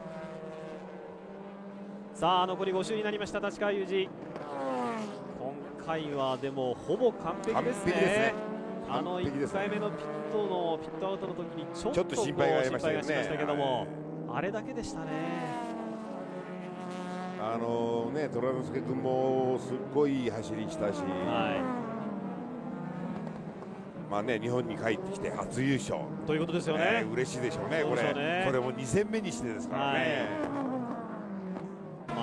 中島さん、今、カルソニックですけど、十分に今回はゆっくりですね作業して入れましたけども、フィルムの状況なんですけどね、下の方見えるんじゃないかなって私が言いましたけど、かなりですね気泡が入ってて見えにくい状態ですね。それでトルルイエ自身からブノワがですね外してくれということで、外して出てきました。わかりました。でももう遅いですよね、こうなるとね。悪い時にはいろんないいことが重なってしまうという、これレースの一つの鉄則なんですけども。残り4周です。ゼントセルモスープラ快調に行きます。ただもう本当に最後の1周までこのレースは分かりませんからね。しかも、先ほどのように何かしら給油装置にトラブルがあれば最後にガス欠というのもないわけじゃないですからね。そしてこの300クラスを抜く時も慎重にいかないと、最後に接触ということもまだ可能性としてはあります。最後まで慎重に走りを続けていきたいこの立川雄二ですが、ただ明井さん、こういう形で本当にノリノリになっている時は、見えるんでしょうね、他の車の動きとかもね。もう全くいろんなことに集中できますから、危ないなと言えばもうね、良ければいいことであって、気持ちに余裕ができてますから。さあザナビーニスモ Z リチャード・ライアンはちょっとペースが落ちましたがね、服部直樹はまだ35秒44に、前のミハイル・クルムとの間合いをまた詰め始めました。ただクルムも頑張ってるんですよ。そうなんですよね、35秒台を出しています。ちょっとバットが下がりますかね。あと4ラップですか。そうですね。これちょっと服部君捕まえるの難しくなってきましたね。服部直樹とその前を行きますミハイル・クルムとの間には今4秒以上の差があるんですね。残り4周ほどでということはかなり苦しくなりました。1周1秒以上詰めないとダメですから。そして300クラスの方なんですが、エブロ、エムテック、NSX がトップを独走中です。その後ろ2番手が ARTA オートバックスガライアです。そしてレクリス MRS、 さらには GPH フェラーリダンロップがそうですね、4位にね、2回目はタイヤ変えませんでしたけれども4位で頑張っています。そしてアペックスラ MRS、田中稔、中島和樹組が現在5番手を走行中。さらにはその後ろにウェイズスポーツセリカですか。ということはこのエブラ MTEC NSX とフェラーリ以外は1回ピット作戦のチームが上位に上がってきているということですね。ただこのガライアをもってしても1回ピット作戦で MTEC NSX は捉えきれなかったということになりますね。いやちょっと早すぎるんじゃないですかということですかね。さあおそらく300クラスの方はこのままの順位で何もなければということでしょう。だから燃料がみんな持つのかどうかっていうところが最後の1回ピット作戦のチームがね、注目点ですよね。ということですね。ギリギリで多分いっていると思いますからね。2位以下の車は結構フェラーリはねもう休養してるんですけども、ガライアと、MRS2 台っていうあとセリカっていうのは1回しか止まってないんでね。ただあと3ラップですからね。持つんでしょうね、これはね。さあゼントセルモスープラ立川裕二、残り3周にまで来ています。そして間もなく残り2周というところに入ろうとしています。残り2周に入りました。ただもうこれで大丈夫でしょうとは言い切れないんですよねチェッカー受けるまでわからないですからね、一昨年のようなことがありますから、高木虎之助、これ立川君自身も今ドキドキしてるんじゃないですかね。高木虎之助選手の方もなんか珍しく緊張感ある今ね、緊張してますよね。アメリカから帰ってきまして全日本のレースに久々に登場。しかも GT 選手権は今シーズンからということだったんですが、途中中間のスティントはいい仕事しましたからね。いやもうすごい丁寧にいってますよ。普通だったらあそこアウトから行くんですけども、もう後ろには十分なマージンがありますから、もう無理をして300クラスのマシンを抜いていくことはありませんからね。ドライバーの心境として僕もこういうことを経験したことあるんですけども、なんせもう車頼むからチェッカーまで行ってくれっていう感じですよね。ですね。さあどうでしょう。残り2周まで来ています。ゼントセルモスープラ、そしてこの後この新しいセクションを走り終えますといよいよファイナルラップを迎えるということになるんですが、ファイナルラップが鬼門でしたからねさあ立川裕二、最終のパナソニックコーナーに向かっていきます。ただ今のその前の週も35秒1で走ってるんですよね。だから逆に下手に落とすとトラブルとかそういうのがありますから、自分のペースでいかなければいけないですから、さあファイナルラップですね。さあゼントセルモスープラ立川裕二、ファイナルラップにこれから入ります。非常に快調な走り、最後まで全く手綱を緩めません。今ファイナルラップに入りました。残り1周。いやドキドキしますね。ねえ今度こそ大丈夫ですよねそう信じましょう。さあ立川裕二、最後まで全くスピードを緩めません。今ね最後の一つ前の週はちょっと引っかかりましたから遅かったんですが、その前が35秒1でしたからね。さあリニューアルされましたこの富士スピードウェイ、トヨタのお膝元でとにかくポールポジションを取ってレースも全てリードして完璧な勝ち方でチェッカーをもう後を受けるだけになりましたセルモスープラ、立川裕二と高木虎之助のコンビ、素晴らしい走り、最高の形でこのオープニングレースに花を添えることになるでしょう。非常に最後まで気持ちよくいきます立川裕二。今ダンロップコーナー新しくなりました。ここからの上りのセクション、ここも極めて綺麗なライン取りで最後まで行きます立川です。そして13コーナー丁寧に行きました。さらには新しい難所と言われるネッツコーナー、ここもうまく立ち上がっていきます。ここが立川得意です。そして最終パナソニックコーナーにその姿見えました。立川裕二、ゼントセルモスープラ、今回は完璧なレース。最終コーナー立ち上がりました。もうチェッカーは目の前です。リニューアルされたこの富士スピードウェイオープニングレースを飾ります。さあゼントセルモスープラが今チェッカーを受けます。優勝はゼントセルモスープラ、立川裕二、高木虎之助のコンビ。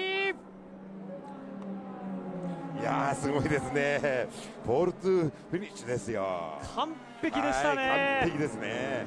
そして服部直樹追いついていた。服部直樹がミハイル・クルムに最後追いついていた。直線勝負2位争い、どうだ。服部がスリップから出るのか、どうなんだ。ミハイル・クルムがこのまま2位の座を守り通すのか。服部スリップから出るかミハイル・クルム守り通した。いやすごいレースですね。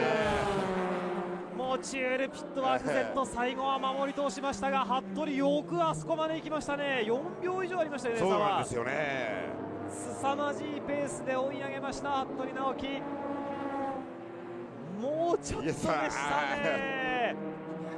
いや惜しかったんですが、ただよくミハイル・クルムも守りました。さあそして GT300 クラスはこのエブロ MTEC-NSX、 いや素晴らしい走りです。エブロ MTEC-NSX はもう完璧な走りで最後まで守り通しました。トップの座細川信也がチェッカーを最後受けるということになると思います。さあエブロ MTEC-NSX 黒沢春樹細川信也のコンビ、今シーズン初優勝チャンピオンマシン、今チェッカーを受けました。これももう堂々たる戦いぶりですよね。そうですね。さあそして2番手には高木真一が最後ドライブをしているはずですけれども、新田森岡のコンビもう受けてますか。周回遅れでしたからね、もう随分差がありましたので、オートバックスガライアが2位でチェッカーを先に受けたということになりました。いや燃料持ったんですね。持ちましたね。いやこれ最後にフェラーリが3位に上がってますね。11番 GPH フェラーリダンロップ、最後はパオロ・モンティンがドライブしていたんですが、最後の最後にこれは田中稔レクリスですか。レクリスがいなくなったということですね。レクリスがちょっとやっぱり燃料がきつかったのかもしれない。レクリスが最後燃料厳しかったんですね。で、モンティ以下フェラーリ以下の車が全部一つずつ上がったんですね。レクリスは最後に燃費が厳しくなりましたが、3位がフェラーリに変わりまして、アペックスや MRS 田中稔中島和樹コンビが4位ということになりますが、レクリスはまたついてないですね。開幕戦はポールポジションが幻になりましたし、そうですね。ちょっと不運がですね。これ最終ラップだったんですかね。僕もちょっと見てなかったんですね。いやそれにしても今回とにかくもう完璧な走りをしたこの GT500、GT300 とも、マシンがチェッカーをトップで受けたというのはもう間違いないですね。両クラスとも本当にポールトゥーウィンですからね。立川はしかもかなり余裕ですね。いや余裕ですよ。表情というか、やっぱそれだけ車が速かったんですね。仕上げ方が良かったんですよね。最初と最後ですが2スティントかなり長い時間ドライブしたはずなんですが、もう本当に余裕の表情で手を振りながら今ドライバーっていうのは勝った時っていうのは疲れないんですよ。そうなんでしょうね。そうなんでしょうね。負けた時ほど疲れるんですよ。さあ立川が今マシンを降りようとしています。